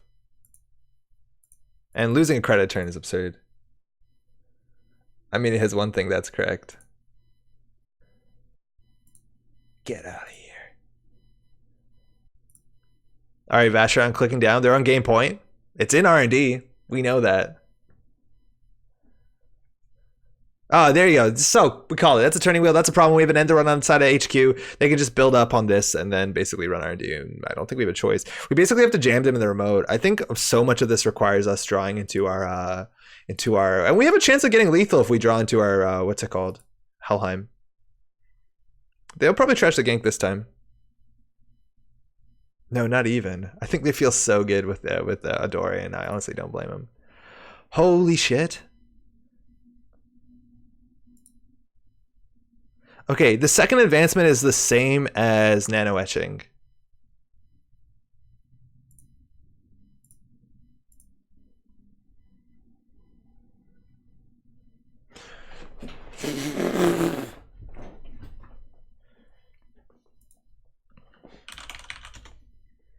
Okay, so we can get this to how much strength? A lot of strength. Unfortunately, it's like pretty cheap for them to get through it. We also have to deal with data sucker tokens, but like if this is like 12 strength, they only have to pay 12 credits, which is possible. The question is to do something with the nano NGO front because we're going to need a boost of money because we're going to need 11 credits for that play, which is pretty hard. If we do install advance here, we're going to be at 9 credits. If we do nano etching install advance, it's the same thing because we pay 5, lose 1, gain 5. Is that even worse, or I did my math wrong? We get any money at all from NGO, it's the same as clicking for 2 credits. Yeah, exactly. The second part, at least. I just think we're going to lose this from HQ.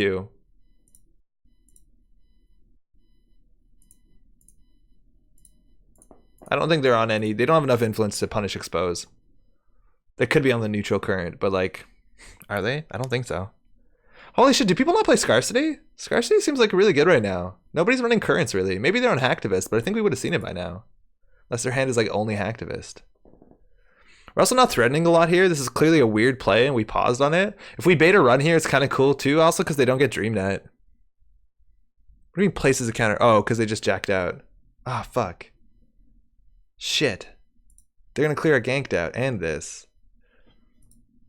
So the power counters and turning wheel is just them bouncing off of Eli. It's cheaper than, like, just more efficient than anything else. And they don't have to run this because we're not accessing, like, please don't trash those. Fuck! Because it's, oh, they got the second ganked. Oh, well, they're not multi-accessing, right? So they got the one from hand. All right, now we've lost. Now we've fully lost. They cleared out both ganked.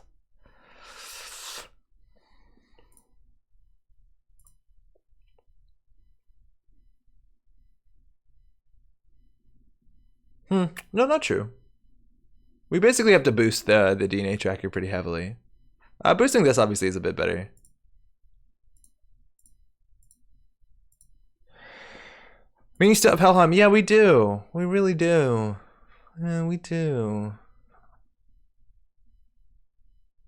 The thing is, like, okay, so it costs 9. They're gonna get next turn. They're gonna get 4, 5, 6, 7, 8, 9, and they have data suckers. So at some point, we basically have to purge. But we're gonna lose on R&D before that. Like, they need one agenda. No, we don't have a chance. This deck is very good that they have. Yeah, I don't think we have a chance.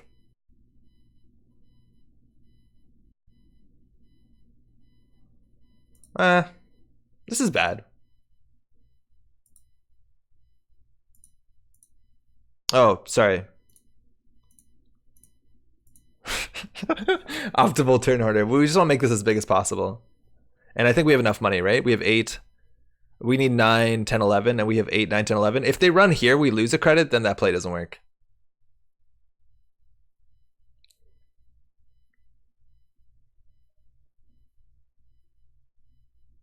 I think they have enough money.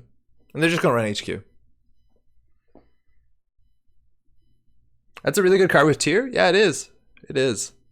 The problem is that we just don't have enough money. We've lost a lot of money to Amina. I think we lost 6, 7 credits. Helheim servers. Oh, they're putting the pieces together. No, they can just click for credits. Like, it's so hard for us to win. I don't know why they have to run Central. So they basically just bounce off of Eli, they win. Have they seen Helheim? I think they have. I think they did see it at the top of the deck. But they just bounce off of Eli and they can win on R&D. There's not enough snares in the world. Yeah, you see? Hold on. Oh, we had another ganked in hand.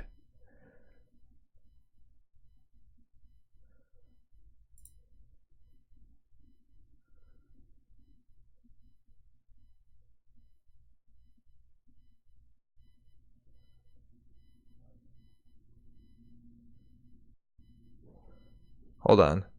Thinking. Okay, so we res this. We make it 12 strength. They can make it 8 strength. 3, 6, 9. Wait, are they short of credit?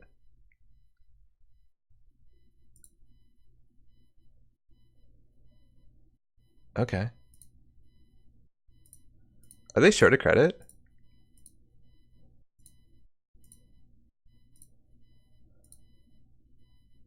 Are they short 1 credit?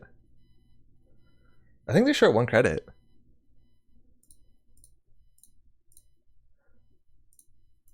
And the cool thing is, even if they steal this agenda from archives, they won't win because of the Vacheron token. Oh, I didn't count. I didn't call it out Ice Carver.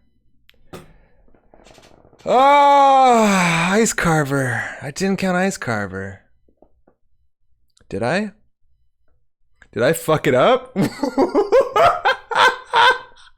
what? What? We did it? Against Pincel?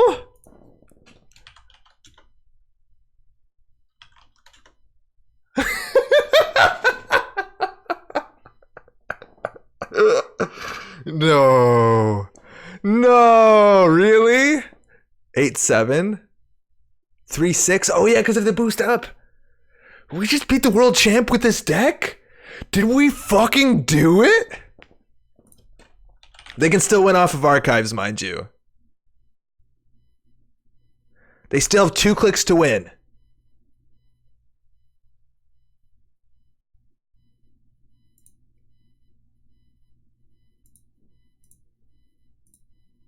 They can win off of R&D. We haven't won yet.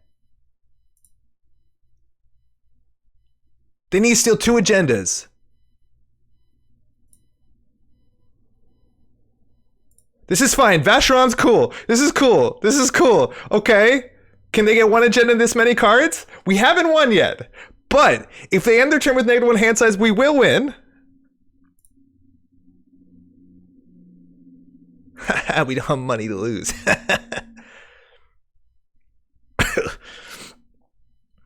For the love of God, Netrunner, if we ever needed to win anything, please take our 3 final agendas and put them at the bottom of the fucking deck. Because we need this so bad. We've been working all weekend on this. If this goes through, we are the best at this fucking game. Are you fucking... Fuck! Shit! No!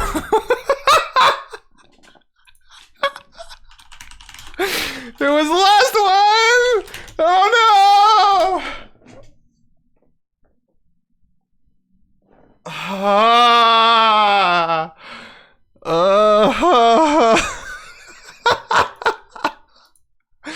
Oh my god!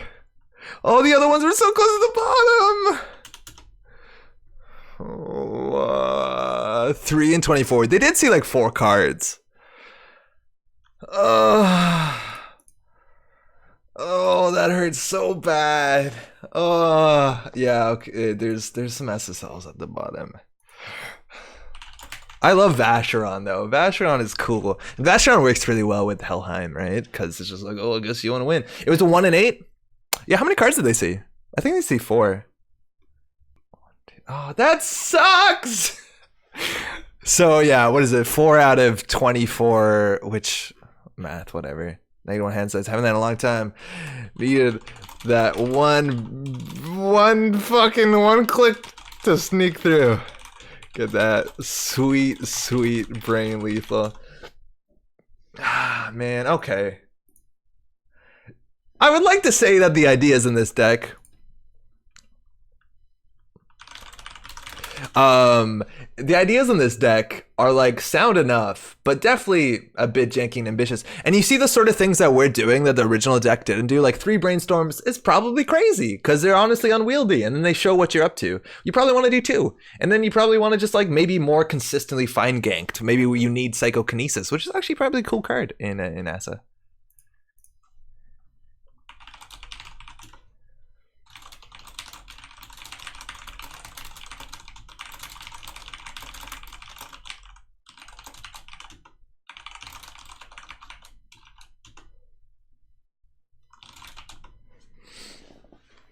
Uh, 53% to win. That's way worse than I thought it'd be.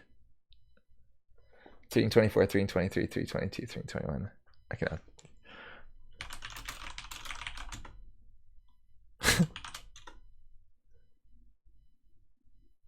Yeah, 1 credit. Oh my god. Ah, I could have had it. It's a fun day to do.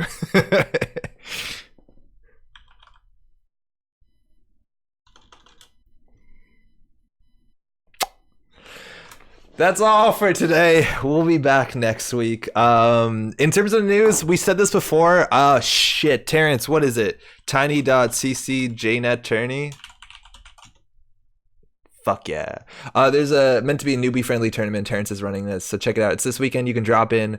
It is free. It's also only the Nisei cards, so it's a really small card pool.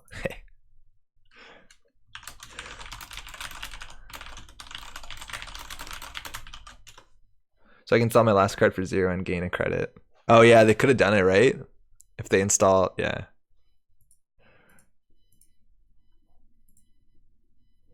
So do check that out this weekend if you can. Andre beats a Netrunner world champ. Oh, what a game. Starting 11, but letting people join mid-game. Hell yeah. Cool. That's it. We'll be back next week. We have a tournament upcoming. We have a GNK at the end of this month on the 29th. Hey, you too. We'll be back then. To everyone we played games with, to Pat for dropping by, everyone in chat, everyone watching the VOD, thanks so much for dropping by. We'll be back in a week. Ciao.